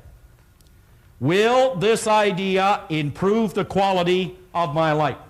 How many people here, for some time now, have had a great desire on something they want to be, something they want to do, and something they want to have? How many people have actually desired something that you have not yet accomplished? Now, honestly, would you put your hands up? Hold them way up high there. Hold them way up high. Just keep them up there for a minute. Now let them down, and let me ask you this. With respect to this idea, isn't it true you have had ways on how you can achieve it? Yes, no? Isn't it true that ideas have come to your mind on things that you should do, but you've rejected them because of why? Say it louder. Fear. Or is it old conditioning? Does the old conditioning tell you why you can't do it? Does it act as a reminder as to what went wrong the last time? Isn't it true that the last time someone told you, hey, you shouldn't do this, you failed, so you should listen to the next person again? So we've got to start using, not our old conditioning, not being deductive, we've got to start to use what? Inductive reasoning. What is inductive reasoning? Tell me. Is it just thinking or thinking about? Yeah, remember, now we're not talking about just mental gymnastics here. We're talking about working with the power of thought. Thinking is working with the power of thought. I don't know how many people are familiar with a place called Glace Bay, Nova Scotia. Well, that's where I come from, Glace Bay, Nova Scotia. It's not the end of the earth, but you can see it from there. And it's a little coal mining town. No, this is really a different place there. It's a little coal mining town just down Nova Scotia there. Quite a place. And I can remember my dad coming home there every day, and he had this big light on the top of a big hat to protect his head because he worked out under the sea in the coal mines. And he'd have all these old clothes on, and they'd be all dirty and black, and he just looked awful. And he'd come home and home and home and home and home and home. And a lot of people here know my dad pretty well. He used to say, it's all you got to do is work hard, and it's all you got to do is be honest, and you're going to win. Now that's only partly true. Hill said in his book, and I have to hurry this up now, Hill pointed out in his book, until, he said, we perish such foolish thoughts that working hard and being honest will bring us the desired riches. He said we'll never change the result until we learn that we must invoke, implement, become aware of. He said this power of thought, and it's only reached, he said, through the inductive factor or through the ability to think. That's what thinking is. It is working with the power of thought to improve the conditions that you presently have and not allowing yourself to become deductive to all the reasons why it can't. So let me kind of bring this in for a landing then at the bottom here. If when an idea enters your mind, and it's happening all the time at a fraction of a second, the answer to the above question is yes, then the idea is very likely good for you. Will the ideas that you have held, that enter your mind from time to time on how you can achieve a desire, The next time that idea enters your mind and you say, will this idea improve my life, you've got to act on the idea. There's a gentleman I talked to at lunch down here. I hope you're listening. Hope you're listening. Over on page 15, quick exercise. John Kanary made reference to page 15 and 16 in your action planner. They're vitally important pages. It's absolutely essential that you answer these questions, go over them, and really think. What we're doing is looking at where we are in our life right now financially. Let me touch on a couple of the questions. In your present position, how much money do you earn? How much have you earned up to this point in your life?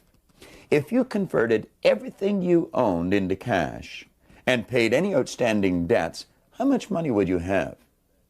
Now, there's a couple of questions here that frequently raise questions in our seminar. Do you think any person is worth $1 million a year or more?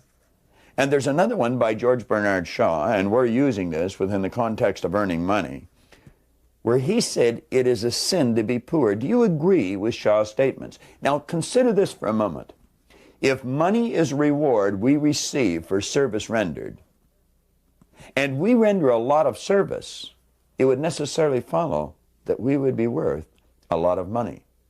And if we keep in mind that money is a servant and you're the master, and that you can extend the service that you render far beyond your own physical presence if you have enough money, I think we will realize what George Bernard Shaw said was accurate. It is a sin to be poor. If we haven't got much money, we're just not rendering much service. And I think the greatest is the servant. Answer those questions accurately. And realize this, if it doesn't look too good, that's not bad. At least you know where you're at. And as we get into the next part of this program, we can show you then how to get to where you want to go. Remember, I pointed out it's absolutely essential that you have a goal if you're going to get the best out of this program. And at the end of the first cassette that you had, we give you a suggestion of possibly a trip to one of these paradise islands. How about a new automobile? Would you like a new automobile? If you could have any kind of car you wanted, what would you have? Pass the torch.